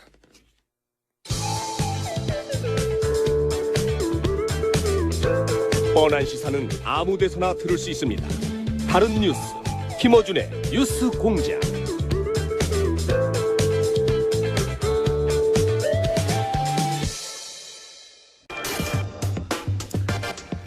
자, 중마왕 됐다가 가끔 소마왕 됐다가 예. 양지열 변호사 선생님 나오셨습니다. 네, 안녕하세요. 예, 요즘 종편의 출연 횟수는 어때요? 과거에 비해서? 뭐 비슷비슷해요. 그래요? 특별히 네. 달라진 것도 없고 일부 채널에 여전히 안 나가고 있는 것도 있고 못 나가는 건지 안 나가는 건지. 더 이렇게 쭉쭉 성장해 나가지 못하고 있습니까? 그 사람이 몸에 한계가 있잖아요.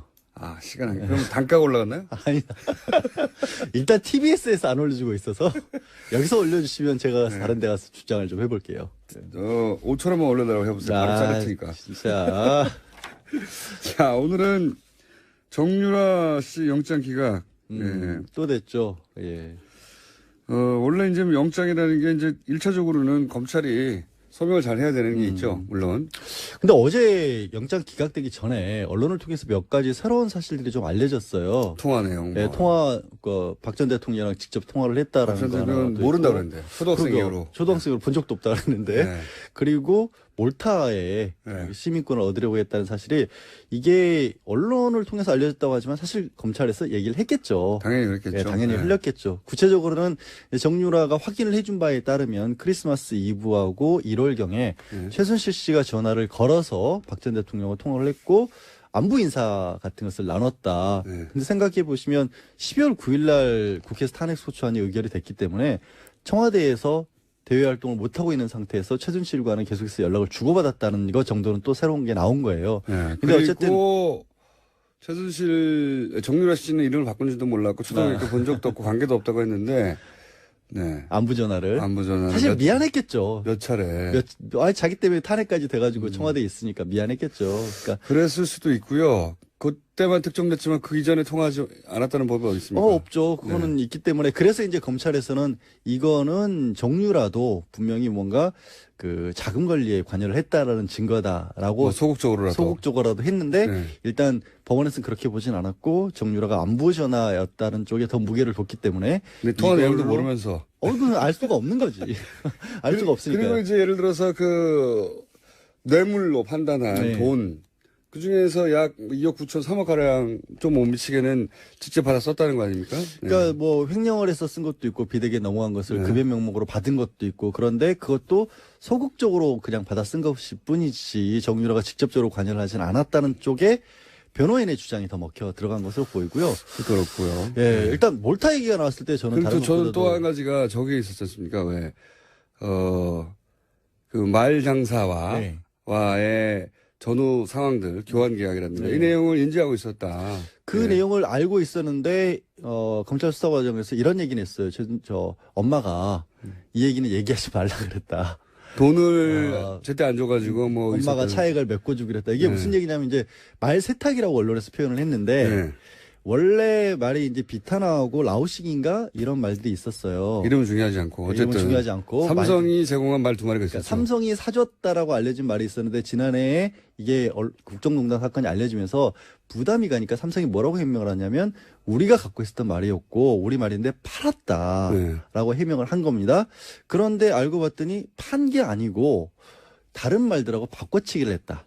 그러니까 뭐 블라디미르라는 그 어마어마한 세계적 명화하고 바꿔치기를 했고 오히려 그 말이 더 비쌌기 때문에 그 차액을 최순실 씨까지 동원을 해서 주기로 했다라는 그런 이메일 주고받은 내용이 나왔거든요. 그러니까 이제 이게 말 세탁이 저희가 여러 번 다뤘기 때문에 간단 요약하면 삼성이 소유했던 말 두 마리를 말 장사한테 주고 돈을 받았어야 되는데 돈을 받지 않고 최순실 씨는 더 비싼 말을 사는데 요 두 말 삼성이 소유했던 두 말 가격을 뺀 차액만 내는 것으로. 그렇죠. 그러니까 삼성이 이 두 말 가격을 최순실 씨한테 준 것이기 사실상 때문에. 준 거죠. 그러니까 말을 이용한 돈 세탁이라고 봐야겠죠. 정확하게. 그러니까 뇌물이다. 뇌물이다라고 했는데 말은 맞죠. 이렇게 됐다면 교환 계약이. 근데 그게 아니라는 게 또 이제 삼성 측의 어제 이제 나온 주장이죠.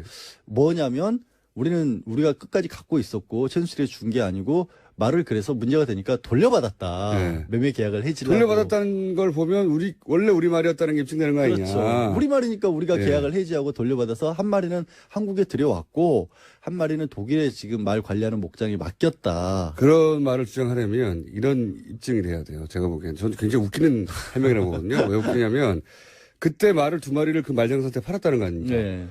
그러면 말장사가 바로 입금 내역을 그 수십억짜리 말을 말 주고 나서 돈을 안 받았다는 거 말이 안 되잖아요. 바로 그것도 일단 삼성에서는 그때 당시 매매 계약서도 가지고 있고 그 계좌이체 내역 같은 것도 가지고 있다라고 해요.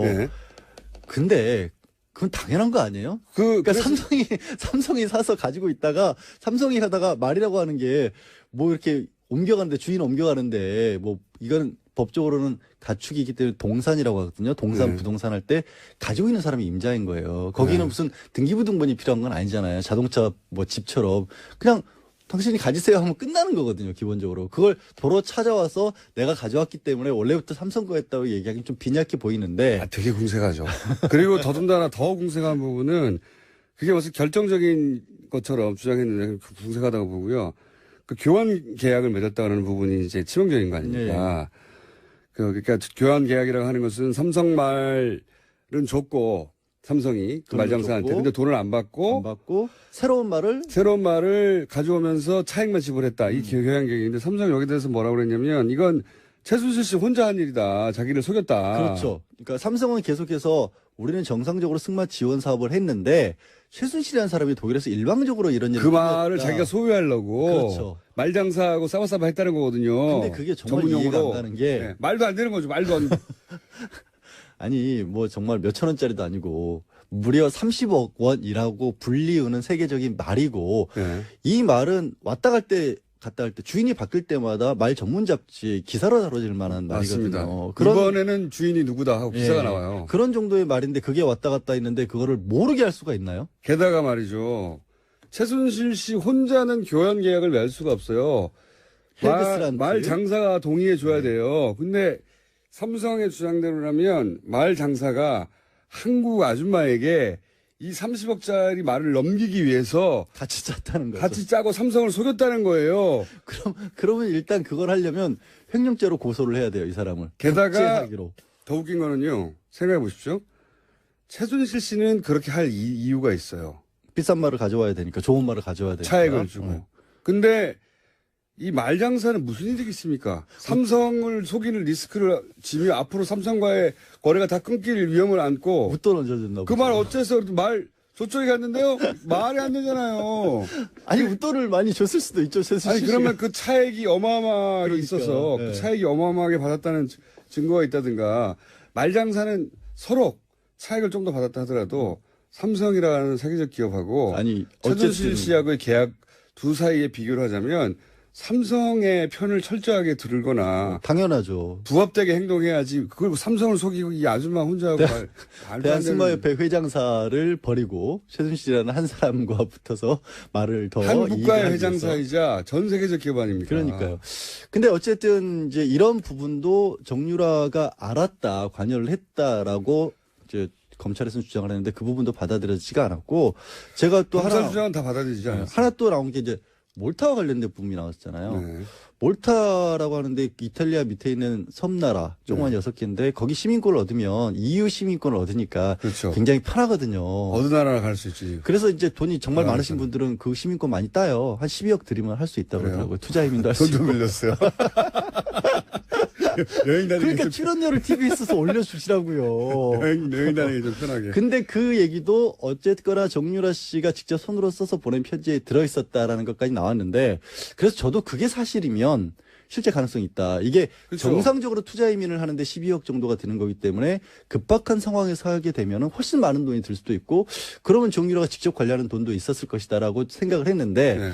이것도 알고 보니 그냥 어떻게 보면 적극적으로 정유라 씨가 알아본 게 아니라 이런 얘기를 들었다라는 정도로밖에 안 적혀 있었다는 거예요. 그 안에. 예, 아니, 그럼 들었다지. 감옥에 앉아 있는데. 그러니까 그 얘기를 들었다는 건 그런 걸 물어봤다는 거 아닙니까? 근데 이제 직접적으로 접촉을 해왔다라는 건데 하여튼 검찰은 주장을 하기를 그거는 도주하려고 시도를 했던 거다라고 주장을 했는데 법원이 안 받아들인 건데 제가 봤을 때는 검찰이 약간 큰 그림을 잘못 그린 게 아닌가 싶어요. 어떤 부분에서? 정유라라는 사람이 지금 보면 관련된 사람이 정유라가 있고 최순실, 박 전 대통령, 이재용 부회장 그리고 학사비리와 관련해서 뭐 최경희 전 총장 이런 사람이 쫙 있잖아요. 그럼 이런 조직 체계도를 그려놓고 봤었을 때 우리 왜 사건이 큰 게 일어나면 누구는 이런 역할을 맡았고 누구는 이런 역할을 맡았고 다 그리지 않습니까? 종범 뭐 있죠. 거기서 정유라의 위치를 어디다 놔야 될까요? 종범으로 봐야 되죠. 아니요. 그게 잘못된 것 같아요. 그래요? 저는 맨 꼭대기에 놔야 된다고 봐요. 보스. 정유라 씨의 욕망과 성격과 그걸 맞추기 위해서 나머지가 움직였다? 모든 사람이 다 일을 한 거죠.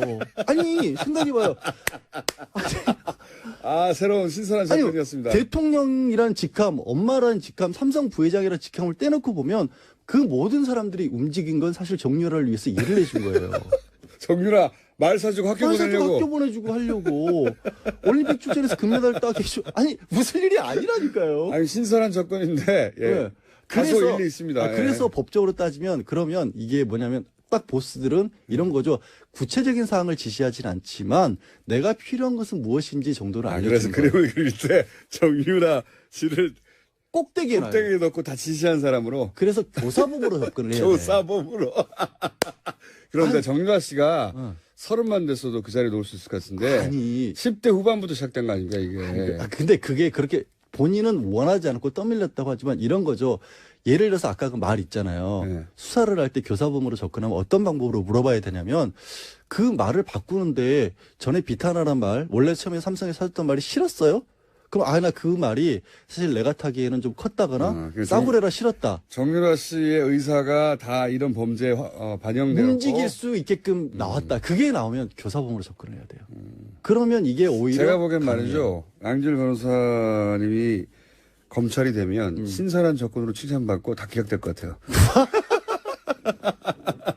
가능하다니까요. 아니, 그림으로는 가능하지만 정유라 씨가 10대 후반인데 대통령을 그럼 교사했다 이렇게.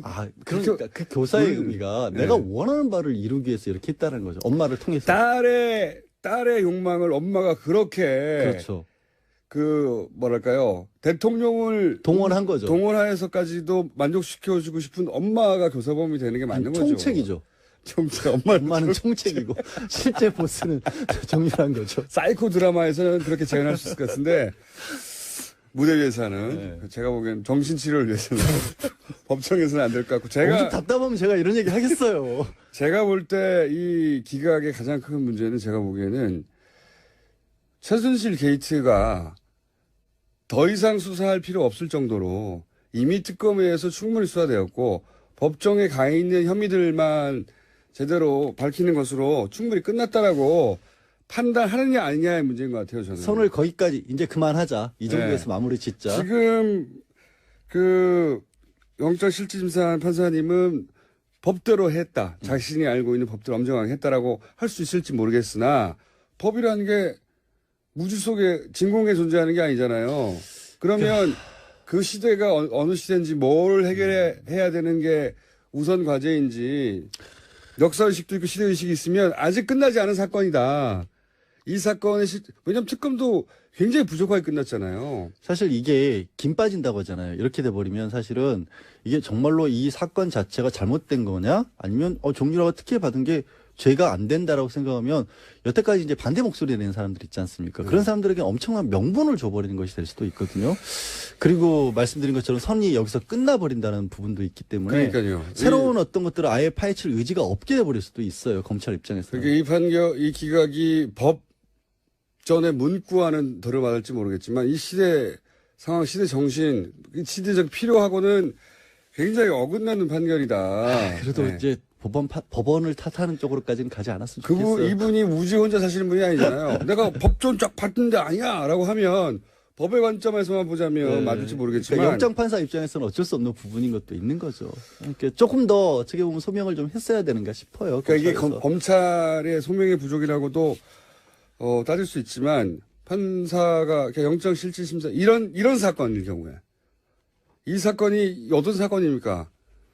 근데 과연 그렇다고 이제 법원에서 그런 정치적 상황까지 고려를 해가면서 판단해야 될까? 정치적 상황이 아닌 것이죠. 이거는 역사적 상황 인식인 거예요. 그러려면 이제 최소한 아까 얘기했던 것처럼 정유라가 정말로 박 전 대통령과 통화를 했었을 때 정유라는 안보라고 얘기를 하지만 그래도 뭔가 다른 얘기들이 조금이라도 있었다. 판사가 그런 걸 요구할 수는 있어요. 그러니까 이 부분이 더 부족하다. 불가능한 걸 요구하는 거거든요. 그거는 실제 이제 사라져버린 녹취하지 않았으면 없어질 당시의 대화를 어떻게 찾아냅니까? 못 찾아내죠. 아니면 뭐 범죄 수익 은닉이라는 부분이 좀 법적으로 어려운 것 중에 하나가 일단 범죄 수익이라는 게 어느 정도까지는 더 소명이 돼야 되는 부분도 있는데 이게 범죄인지 아닌지는 아직 이제 다투기 시작했다는 부분. 법은 엄정해야 되고 모두에게 형평에 맞게 진행돼야 하긴 하지만 저는 이 영장실질심사의 판결에 아쉬움이 많다. 그러니까 정유라를 보스로 봤으면 안 그럴 수 있다니까. 그거는 톡도 없고 택도 없다고 봅니다. 자, 그래서 양지열 변호사님으로는 그렇게 잘 나가지 않고 있다고. 무슨 또 그런 엉뚱한 우리 회사 지금 영업방해예요. 왜 그러세요? 양지열 변호사였습니다. 감사합니다. 네, 고맙습니다.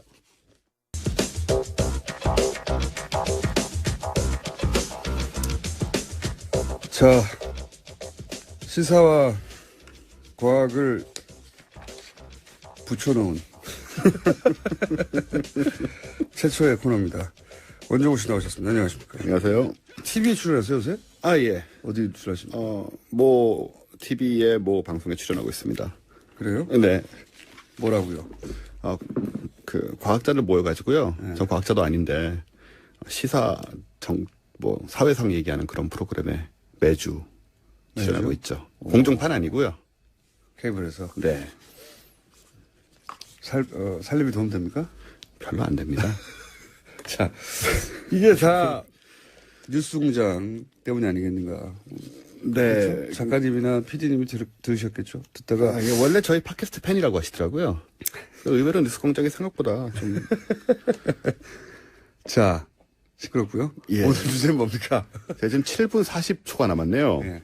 빨리 해보겠습니다. 원래 시간이 3분만 남아도 할 수 있잖아요. 네, 이건 기록인 것 같아요. 오늘은 이제 요즘 사람들 사이에 자주 거론되는 천체가 하나 있어서 이 천문학이나 과학에 관심이 없는 사람들조차도 이 특정 천체를 계속 입에 오르내리고 있어요.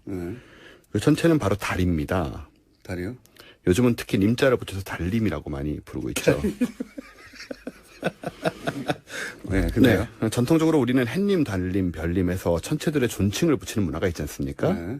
이제 그 재현이 되고 있는데, 그래서 오늘은 이 달림에 대해서 알아보는 천문학 시간을 갖도록 하겠습니다. 시간이요? 네. 일단 우리 지구가 속한 태양계에는 많은 위성들이 있죠. 목성, 토성, 천왕성, 해왕성 이런 데는 수십 개씩 있고요. 화성에도 조그만 게 둘이 있고, 근데 우리 달림은 아주 특별합니다. 우리는 하나만 있어요. 예. 왜 특별하냐면 엄청 커요. 엄청 크고 이게 지구에서 떨어져 나갔다는 소리 있죠. 그렇죠. 그 얘기도 들을 건데요. 지름이 지구의 4분의 1이나 됩니다. 예. 그러니까 화성 같은 경우에는 지름이 지구 절반인데 화성의 위성은 지름이 몇십 킬로미터밖에 안 되거든요. 그러니까 무지막지하게 큰 달인 것이죠. 명왕성보다도 큽니다. 그래서 굉장히 환합니다. 이제 지구의 달림만 왜 유독 큰 것일까 생각해 보면 달림이 생겨나게 된 유래와 관련되죠. 이 과정이 어떻게 됐냐면은 태양계 형성 초기에 지구는 생명이 살 수 없는 불덩어리였습니다. 그야말로 이제 헬조선, 헬지구, 헬지구였는데 그때 혁명적인 사건이 일어나죠. 이 화성만한 거대한 천체가 헬지구에 충돌을 하는 겁니다. 그래서 이 뒤엉켜 버렸어요. 떡져 버렸어요. 뭐 얘만 하세요? 이렇게 아니, 빨리 끝나고 가시기를 바라시는 거예요. 지금. 지금 감이 안 잡혀가지고 일단 계속 해봐요 한번. 그 충돌로 인해 떨어져 나온 땅덩어리가 뭉쳐서 우리 달림이 된 겁니다. 그래서 다른 행성의 달에 비해서 훨씬 크고 밝고 그래서 달림은 우리 지구의 형제다. 이런 얘기를 드리는 거예요. 그런데 예. 그런데 거기까지는 알겠어요. 그럼 완전한 과학 아닙니까, 막. 예, 과학입니다. 네. 뭐 어떻게 해야 되죠? 흰 소리 어디서 나오는 거예요 지금? 근데 요거를 그 팔짱 껴 그렇게 듣고 있으시면 감동이 안 와요 지금. 지금 바빠가지고 제가 막 지금 내가 어디서 웃을까 하고 계속 째려보고 있는 거예요. 자, 근데 달에 나쁜 이미지가 있긴 해요. 나쁜 이미지요? 예, 왜 특히 유럽에서 이건 지금 달 자체에 대한 연구군요, 과학적으로. 과학적으로 연구하는데 잘 들으시면 포인트가 많은데 지금 놓치고 계세요 다. 오케이. 그럼 달에 나쁜 이미지가 있어요. 왜냐하면 유럽에서는 보름달이 뜨는 날 늑대인간이 출현한다는 전설이 있지 않습니까? 영화 같은 데 많이 나오고요. 근데 잘 생각하면 보면 이게 달님 잘못이 아닙니다. 달은 그냥 밖에 떠 있는 거잖아요. 근데 거기 대고 괜히 늑대들이 이상한 괴물로 변해서 달 보고 소리 지르고 개성 지르고 민폐 끼치고 설쳐댄다. 이 전적으로 늑대들 문제인데 늑대들 문제다. 그걸 달님에게 전가시키는 건 곤란한 일이죠. 사실 보름달은 예, 굉장히 중요한 역할을 했어요. 요즘에 전기가 다 들어오니까 보름달의 고마움을 모릅니다. 예전에는 밤이 정말 칠흑같이 어둡거든요. 그래서 밤길을 갈 때 달이 이제 유일한 길잡이였습니다. 플래시가 없었으니까. 예, 우리 조상들은 어두운 밤이면 달림을 벗삼아서 먼 길을 안전하게 걸으며 내일 떠오를 밝은 해 희망을 갖곤 했던 것입니다. 대충 감오시죠 이제 무슨 얘기인지. 아니 뭐 처음부터 알긴 알았는데 웃을 포인트를 찾지 못하고 있다가 조금 웃기기 시작했어요. 그보다 더 중요한 게 있는데 달이 없으면 어떻게 될까 생각을 하잖아요. 조수간만의 차이 뭐 이런 건 다 아시겠지만 실제로 달이 없으면 큰 문제가 생깁니다. 지금 지구의 자전축이 23.5도 기울어져 있잖아요. 이 자전축 기울어진 걸 달이 붙잡아 매고 있거든요. 중력으로. 그럼 사계절이 없어지겠네요. 이게 달이 없어지면 사계절이 없어지게 되고요. 게다가 자전축 각도가 0도에서 85도 사이에서 요동치게 된다고 네이처지에 나왔습니다. 요동치게 된다. 잡아주는 차체가 없어서. 만약에 직각으로 서게 되면 적도는 완전히 더워지고요. 조금만 고위로 지방 우리나라 같은 경우만 해도 끝나지 않은 영원한 겨울이 계속되는 겁니다. 그렇죠. 그렇기 때문에 이 달림, 우리 달림은 빛나는 외모의 상징이자 어둠 속에서의 희망일 뿐만 아니라 지구 생명의 운명을 좌지우지하는 엄청난 천체이다. 그런 말씀을 드리려고 제가 나온 거고요. 그래서 이게 헬 지구의 불덩어리와 충돌의 거대한 혁명 속에서 탄생한 밝고 커다란 달림. 이렇게 우리의 생명과 재산, 미래를 책임지고 밝히는 존재로 빛나야겠다. 이런 천문학 얘기를 드리려고 나왔습니다. 굉장히 어설픈 준비였다고 봅니다. 굉장히 어설픈 준비였다고. 제가 보기엔 공장장님이 마음의 준비가 안 돼 있었어요. 앞에 양절 변호사님과 싸우느라고 웃을 준비가 안 돼 있었어요. 달, 크기가 얼마였다고요? 달이 되게 신기한 게 뭐냐면 달이 태양보다 훨씬 작잖아요, 당연히. 근데 지름이 400배 작은데 400배 가깝게 있어서 달하고 태양이 크기가 똑같이 보이는 거예요. 400배. 네. 그건 신기하네요. 요거 진짜 이상한 우연인데요. 진짜 우연이네. 이것 때문에 계기일식이 가능한 것이고. 크기는 400배 작은데 거리차가 400배여서 딱 거의 똑같이 보인다. 그렇습니다. 신기하네. 이게 보니까. 태양계 내에 지금 행성들의 160개가 넘는 위성들이 있습니다. 이 위성들 중에 모 행성과 이런 관계에 있는 위성이 하나도 없어요. 우리 달림만 그렇습니다. 태양과의 거리와 크기가 정확하게 반비례하는. 그래서 크기가 똑같이 보이는 거죠. 그러니까 계기 일식이 가능하죠. 달이 재밌네요. 정확하게 가리죠. 네, 그렇습니다. 그러니까 실제 거의 똑같다는 얘기네요. 우리 육안으로 우리 육안으로 보기엔 거의 똑같아요. 거의 차이가 없어요. 그렇기 때문에 이게 신기하네요. 다른 행성에서는 찾아볼 수 없는 그게 무슨 과학적인 그게 400분의 1이고 400배 400배 떨어져 있다. 말이 이렇게 오늘 꼬이죠? 재미없어가지고 그런가? 공격이 좀 자세가 안 돼 있어요. 그런 비율이 딱 맞다는 게 그냥 우연이 아니라 무슨 과학적인. 없습니다. 그냥 우연입니다. 방정식에 의해서 그런 건 없어요? 우연입니다. 그냥 우리가 살아가는 이 시대에 앞으로 한 수천만 년 전후 해가지고 이런 상황이 벌어지고 있는 것 뿐이거든요. 또 어쨌든 간에 굉장히 흔하지 않은 현상이고, 그래서 이제 문화가 해하고 동등하게 밤의 달을 이제 얘기하는 그런 문화가 생긴 거죠. 만약에 크기가 훨씬 더 작았으면은 달이 아주 조그맣게 보였을 테니까. 예, 그런 문화가 안 생기죠. 해님 달님이 안 됐겠네요. 안 되죠. 그 음양 이런 문화도 안 생겼을 것이고. 음양 오행설도 안 생겼을 것 같아요. 안 생겼을 겁니다, 아마. 네. 그래서 아무튼 중요한 거는 달님이 이렇게 중요한 존재고, 그래서 우리가 굉장히 잘 보존해야 된다는 얘기를. 달을 어떻게 보존해? 가서 훼손할 수도 있으니까요. 조심해야 된다는 그런 얘기를 드리려고. 그러니까 달 부동산 판 사람이 생각나네요. 그런 사람도 있죠. 네. 그런 거 하지 말고 잘 보존하자. 임기 끝날 때까지. 말도 안 되면서 오늘 준비가 제대로 안 됐다 봅니다. 지금까지. 허탈한 웃음과 함께 원정우 씨였습니다. 감사합니다. 감사합니다. 저는 김어준이었습니다. 내일 다시 뵙겠습니다. 안녕. Let me see what spring is like on Jupiter and Mars. In other words, hold my hand. 비덱 스포츠로부터 1년 동안 받은 급여가 2억 9천만 원 된다라는 겁니다. 그 뇌물을 공유했다는 얘기고 돈 얘기는. 또 하나는 여러 번 통화했다는 거는 원래 박근혜 전 대통령이 이제 초등학교 이후로 본 적도 없고. 그렇죠. 이름을 바꾼 것도 모르고, 이름도 몰랐다는 거지, 바꾼 거를. 그리고 뭐, 교류도 없었다고 그렇게 주장해 왔는데, 통화하는 사이였다는 거죠. 그래서 참 이상하긴 해요. 왜 굳이 초등학교 이후에 못 봤다고 그럽니까? 예. 지인의 딸인데 그냥 통화했다고 해도 될 것을. 여하간 그렇지 않았다는 게 특검위에서 한번 밝혀진 것이고. 게다가 또 추가 증거도 나왔습니다. 정유라 씨 마필 관리사였던 이모 씨의 휴대전화기 압수해서 검찰이 봤는데 그 안에 정유라 씨가 덴마크 구치소에 수감돼 있을 때 손으로 쓴 편지가 사진 파일 형태로 여러 개 있었다라는 건데요. 그 내용들이 최순실 씨 비서 안모 씨에게 전달됐다고 합니다. 자필 편지에 대해서는요. 삼성의 예전에 다른 곳에 승마 지원했던 전례를 알아봐달라고 정유라 씨가 쓴 내용이 있다고 합니다. 2억 멀리 서로 떨어져 있는 감옥의 각자, 감옥에 아니라 구치소에 각자 들어가 있는 모녀가 의논을 했다는 거네요. 서로의 비서를 통해서 편지를 주고받았을 가능성이 큰 거죠. 가능성이 큰 게 아니라 그런 물증이 나온 거 아닙니까? 여하간 이렇게 직접 갔다라는 건 아직까지 나오진 않았는데. 그렇군요. 예.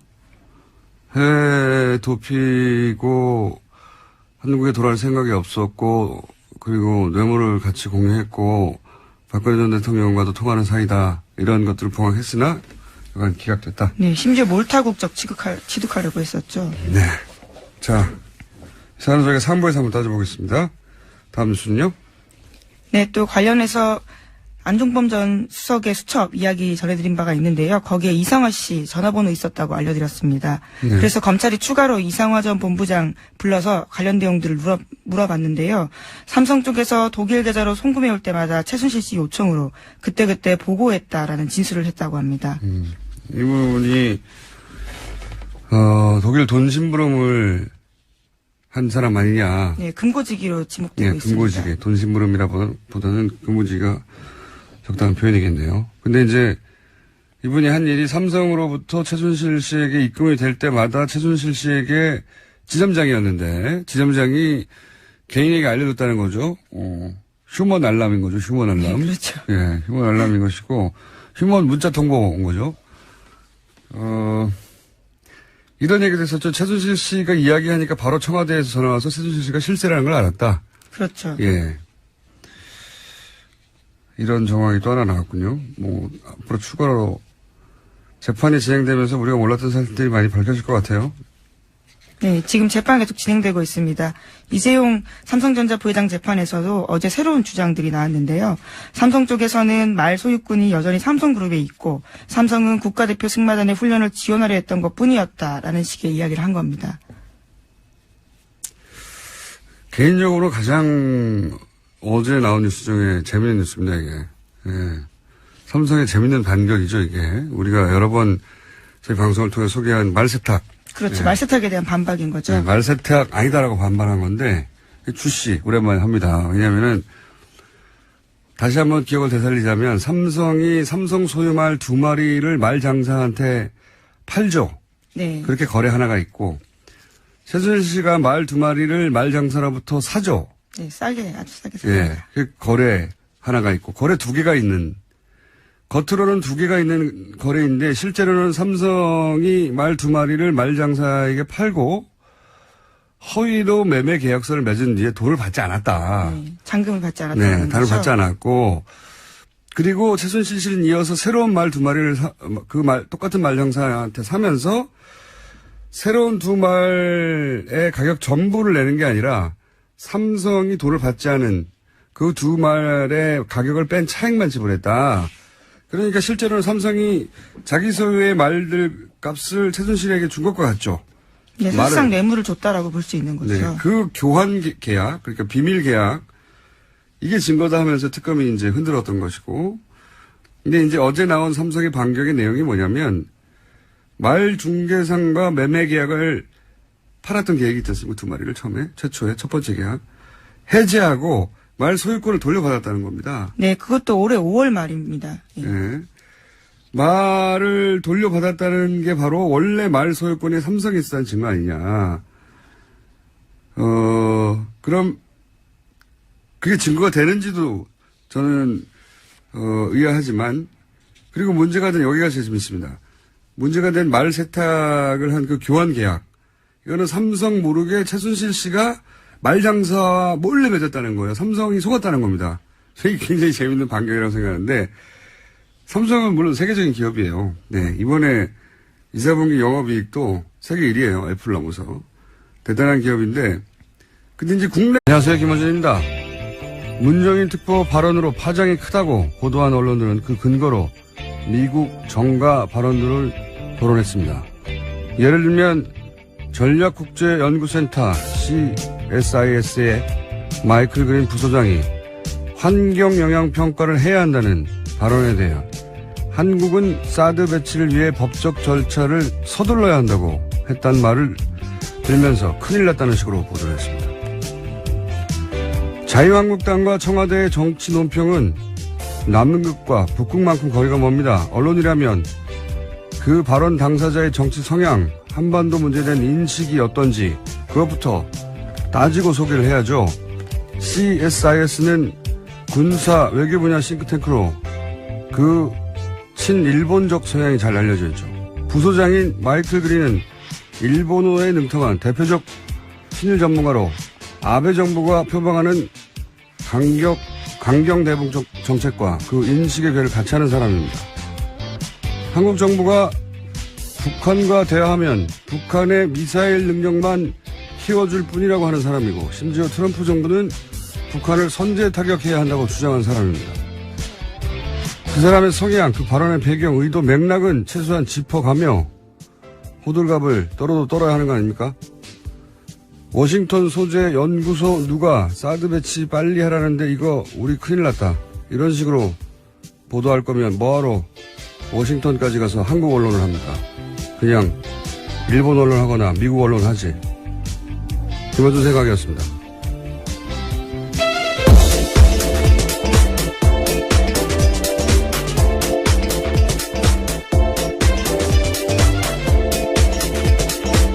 시사인의 김은지입니다.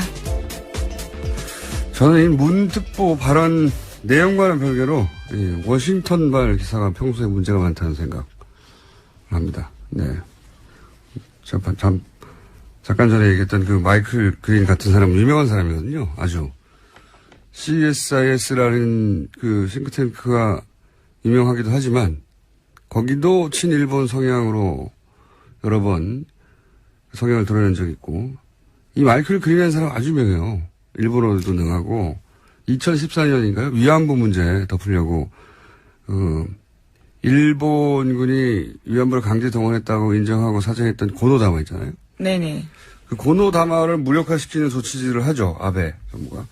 그때 이 CSIS 여기서 그 포럼 같은 데서 한국이 일본을 잘 이해하지 못하는 것 같다고 일본 정부를 대신해서 한국을 훈계하던 그런 발언을 했던 곳이거든요, 여기가. 그리고 그 중에서도 제일 유명한 사람이 마이클 그린이에요. 네. 친일본적 발언을 하는 것으로. 이게 이제 일본 정부가 미국의 싱크탱크를 잘 관리해 왔기 때문이기도 하지만, 그러니까 우리 기자들 잘못은 아니죠. 이 성향을 그렇게 가졌다는 것이, 그 싱크탱크가. 그래도 그쪽 발 소식을 전할 때는, 그 전후 배경을 얘기해 줘야 되는 거죠. 예를 들어 조갑재 씨가 문재인 정부 하는 거 보니까 대한민국 곧 망한다. 이렇게 발언을 했다고 치죠. 그러면 전문가들이 한국이 망한다고 생각해. 큰일 나. 이렇게 보다면 조갑재 씨의 이제 정치적 성향이나 뭐 과거 발언이나 스탠스 이걸 빼고 그렇게만 보도하면 이게 제대로 된 기사가 아니잖아요. 마찬가지예요. 트럼프 자충우도라는 즉흥적인 성격 때문에 걱정하는 전문가들 많거든요. 한쪽 극단 발언만 싣고 큰일 났다. 이런 식의 워싱턴 보도 발열 기사가 너무 많다. 네, 이거 한번 나중에 모아서 정리를 해볼까 합니다. 네. 문제가 많아요. 네, 세계로 뻗어나가는 관심을. 자, 다음 뉴스는요? 네, 정유라 씨에 대한 두 번째 구속영장 기각됐습니다. 영장 기각 사유는 다음과 같은데요. 추가된 혐의를 포함한 범죄 사실의 내용, 피의자의 구체적 행위나 가담 정도, 그에 대한 소명 정도, 현재 피의자의 주거 상황 등을 종합하면 현 시점에서 구속의 사유와 필요성이 있음을 인정하기 어렵다라는 겁니다. 저는 왠지 기각될 것 같았어요. 왜냐하면 이 판사가 특검 마지막 영장이었죠. 이영선 행정관. 네, 권순호 부장판사죠. 그때도 기각됐고, 그리고 이분이 대표적으로 우병우 민정수석은 기각시키고 고영철 씨는 구속시킨 분이거든요. 납득하기 어렵습니다. 근데 이 거는 저희가 3부의 양재를 변호사하고 한번 따져보기로 했기 때문에 어쨌든 기각되지 않을까 싶었는데 기각됐군요. 네. 그 기각이 되긴 했는데 검찰이 이번에 영장 청구하면서 새로운 혐의를 많이 포함했잖아요. 그죠? 네, 구속영장에 쓴 내용들이 조금씩 알려지고 있습니다. 정유라 씨가 최순실 씨 전화로 박근혜 전 대통령과 여러 번 통화한 적이 있다라는 게 검찰이 적시한 내용인데요.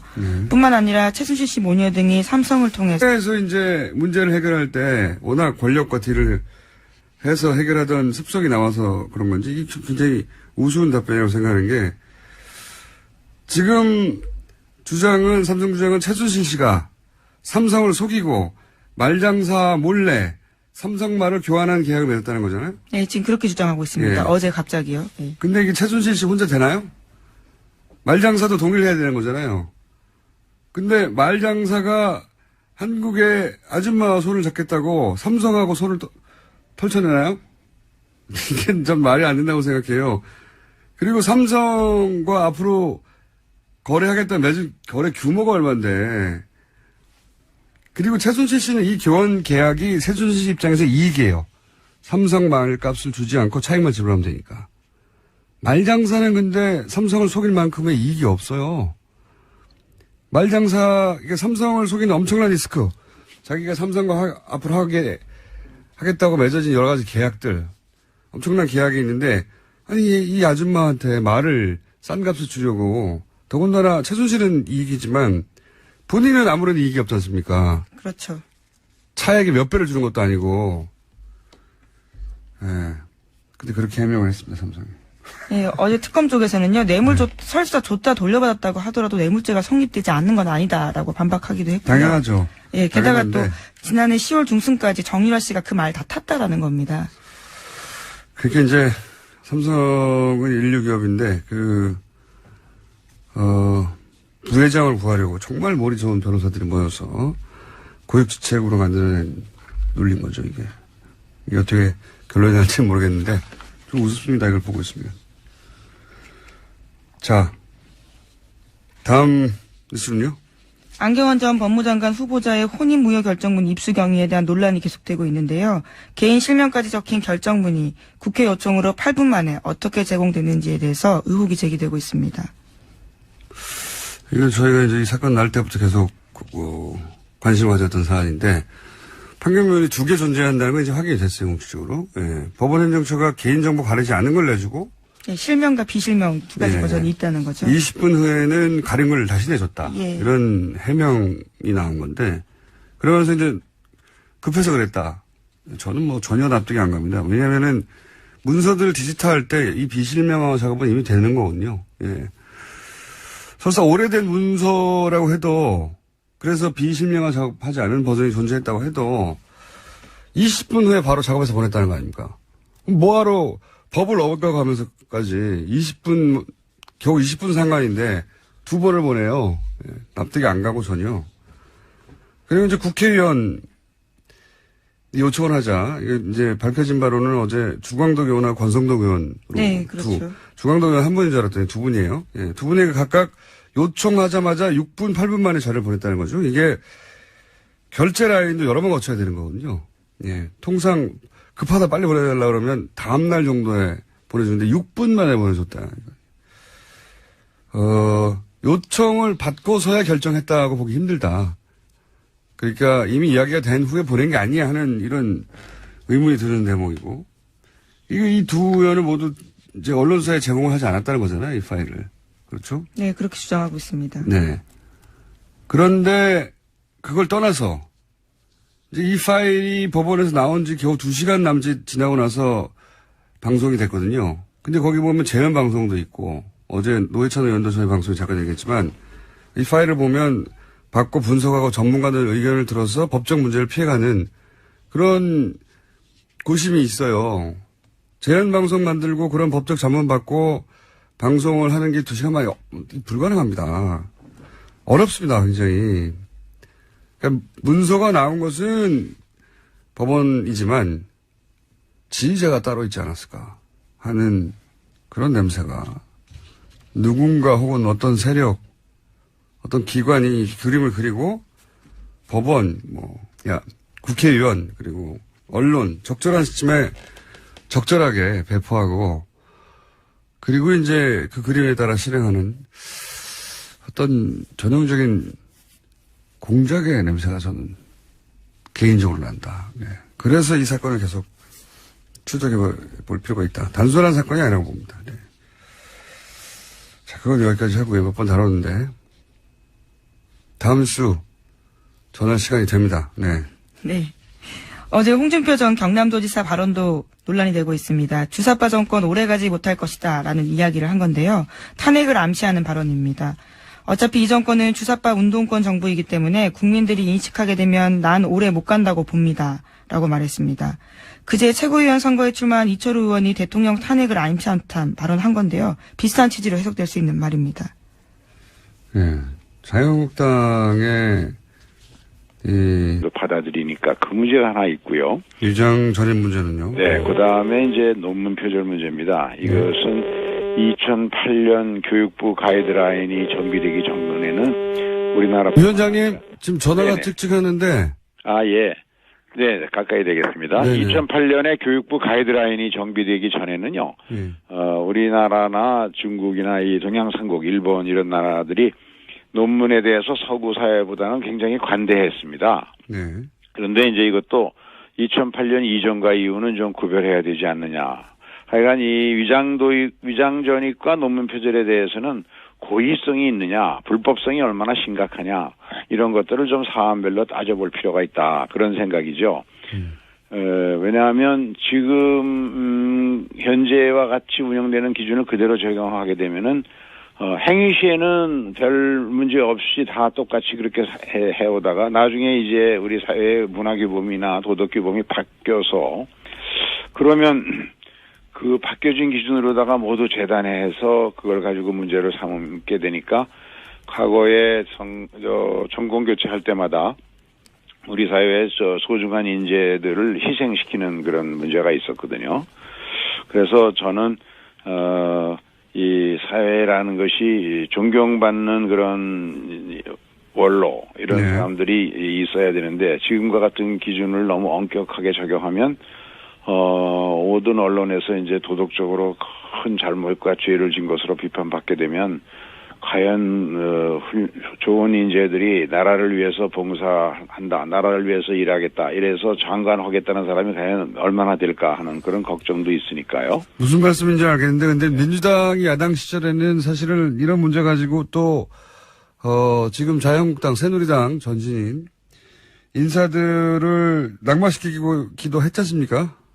그렇습니다. 그래서 이제 역지사지로 봐야 되는데, 저희가 야당일 때도 다만 위장전입이라든가 논문 표절 이런 거를 우리가 지금 얘기하는 2008년 이전의 논문 표절이라든가 위장전입만 가지고 낙마를 시도한 적은 없었다고 됩니다만은, 그러나 우리가 잘못한 게 있으면 제가 나서서라도 이 잘못은 우리 사과할 건 사과하더라도 이제는 더 이상 이런 악순환의 고리를 좀 끊어야 하지 않을까. 근데 제 생각에는 도덕성 검증 더 철저히 하더라도 이것을 굳이 공개로 해서 망신주기로 전부 일관할 필요가 있을까. 미국 같은 데는 도덕성 검증은 비공개로 하고요. 또 우리나라도 경기도의회가 이 도덕성 검증을 비공개로 해서 그 비공개 회의에서도 많은 낙마를 시키는 결과가 나오고 있거든요. 그런 점에서는 그것도 한번 제도 개선을 생각해 볼 때다, 이런 생각입니다. 그러니까 이제 청문회의 내용을 도덕성 검증이냐 정책 검증이냐를 나눠서 도덕성 부분, 개인 신상 관련된 도덕성 부분은 비공개로 할 수도 있고. 네네. 그리고 지금 말씀하신 대로 이제 그 기준이 명확하지 않았던 시점 이전의 것들은 좀 달리 보자. 그렇죠. 그래서 얼마나 반복해서 여러 번에 걸친 행위가 있었나, 그리고 고의성이 있었나, 심각한 법규 위반이 있었나, 이런 것들을 그 위장전입과 논문 표절에 대해서는 그 시점을 기준으로 해서 과거에도 그렇게 적용을 해온 점이 있습니다만 좀 분명히 할 필요가 있다 하는 생각을 가지고. 그러면 이 태스크포스가 이 개선안을 언제쯤 마련해서 결국은 이건 법 개정으로 이어져야 되는 거 아닙니까? 언제쯤 마련되게 되는지부터 우선 궁금합니다. 저희 생각은 이제 저희 국정기획자문위원회가 7월 5일까지 끝나는 걸 목표로 지금 하고 있습니다. 그래서 그때까지는 다 결론을 내려고 하는데, 이것은 국회 인사청문회에 관한 규정이나 법을 고쳐서 반영할 수도 있겠죠. 그런데 우선 이렇게 만들어지면 정부에서 새로운 그 기준에 따라서 앞으로 모든 인사의 검증을 새 제도로 하지 않을까 하는 생각입니다. 제도화하려면 결국 그 청문회 관련 법안을 수정해야 되는데 이게 야당과 합의가 될까요? 뭐 야당에서도 과거 정권을 운영해 본 경험 때문에 많은 사람들이 총리나 장관 인사에서 낙마되고 희생되는 그런 것들이 더 반복돼서 안 된다는 의견을 개인적으로 피력하는 사람들은 많이 있습니다. 그래서 국회 운영위원회의 관련 규정을 고치든가 국회법의 규정을 고치면은 어느 정도 합리적으로, 이게 인사청문회라는 게 결국은 국민의 눈높이에 맞추어서 기준을 만들어야 되는데, 우리 사회가 통상 그렇듯이 대부분의 국민들이 눈높이에서 보면 지키지 않았던 것을 높이 요구해서 이제 낙마시킬 때 그것이 돌파구를 대통령 탄핵으로 보는 것 같아요. 예. 그만큼 절박하다는 인식도 있는 거겠죠. 예. 지금 문재인 정부를 탄핵 정도 해야 본인들이 다시 영어로는 이분이 된다. 예. 지금 한 달 남짓 지났는데 탄핵을 얘기하면 누가 봐도 정상은 아니죠. 보수 지지자들이라 하더라도. 어쨌든 그쪽이 그만큼 절박하다고 해석할 만한 멘트들입니다. 이철우 의원뿐만 아니라 이제 홍준표 전 지사도 이런 얘기를 했으니 여러 사람이 할 공사가 크네요. 계속해서. 지금 지도부 선거가 있기 때문에요. 계속해서 관련된 발언이 나올 가능성은 큽니다. 왜냐하면 이분들이 지금 지도급 인사이기 때문에 자유한국당에 이런 인식을 하고 있고, 이런 인식만 하는 게 아니라 공개적으로 발언을 하고 있고. 예. 자, 다음 뉴스는요. 원비어 씨 사망 소식을 접한 문재인 대통령은 안타까움을 표하면서 유족에게 조전을 보내 위로했습니다. 대통령 명의로 조전을 보내고 청와대가 공식 입장 낸 것은 이례적인데요. 한미 정상회담 앞두고 미국 내 여론을 감안한 대응으로 보입니다. 다만 청와대는 한미 정상회담 의대는 아니다라고 밝히고 있습니다. 당연히 의제는 아니죠. 북한이 한 일이니까. 예, 안타까운 일인데 이 일로 이제 한미 회담의 주도권 잃지 않으려고 하는 액션이기도 한 거죠. 예, 조전을 보내는 것도. 외교의 일환이라고 봅니다. 자, 다음 뉴스는요? 네, 미국 소식입니다. 러시아 스캔들에 대한 질문이 따라다니자 백악관은 급기야 브리핑 취재 막아버렸습니다. 매일 오후 방송사들이 중계하던 정례 브리핑을 지난주부터 촬영하지 못하도록 한 건데요. 이에 CNN이 반발하면서 영상 녹화는 끄고 음성만 보내자 백악관은 오디오 중계마저 차단했습니다. 재밌습니다. 예. 전 세계에서 대통령의 육성으로 대국민 성명을 라디오로 중계한 첫 번째 나라가 미국이에요. 제가 알기로는. 시대를 엄청나게 지금 역행하고 있는 겁니다. 예. 대신 트위터로만 계속 소통하고 있습니다. 라디오, 수십 년 전에도 라디오로 대통령이 대국민 성명을 내고 했었는데, 이제는 이제 브리핑에서 오디오도 중계 못하게 꺼버렸군요. 예. 트럼프 대통령이야말로 끝까지 갈 수 있을까요? 예. 계속 얘기하지만 너무 이상한 일을 많이 하고, 물론 여기 트럼프 대통령 하는 일을 잘한다고 박수친 사람도 미국에 있죠. 정반대로 이게 도대체 말이 되느냐고 하는 사람도 있고요. 예. 근데 그 중에서 북한에 관해서는 트럼프 대통령조차 김정은, 만나겠다고 하는데 선제 타격을 하라고 한 사람 말을 따서 문정인 특보를 공격하는 거예요. 너무 웃긴 거예요, 사실은. 근데 우리 모르잖아요, 잘.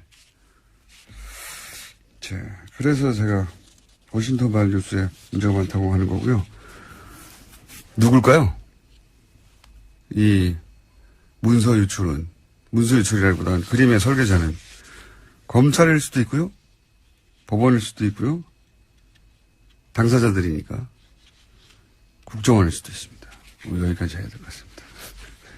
지금까지 시사인의 김은지였습니다. 감사합니다. 문재인 정부는 인수위 없이 출범했죠. 대신 국정기획자문위원회를 운영해 왔습니다. 국정기획자문위원 위원장 더불어민주당 김진표 의원 전화 연결됐습니다. 안녕하십니까, 위원장님? 네, 안녕하세요.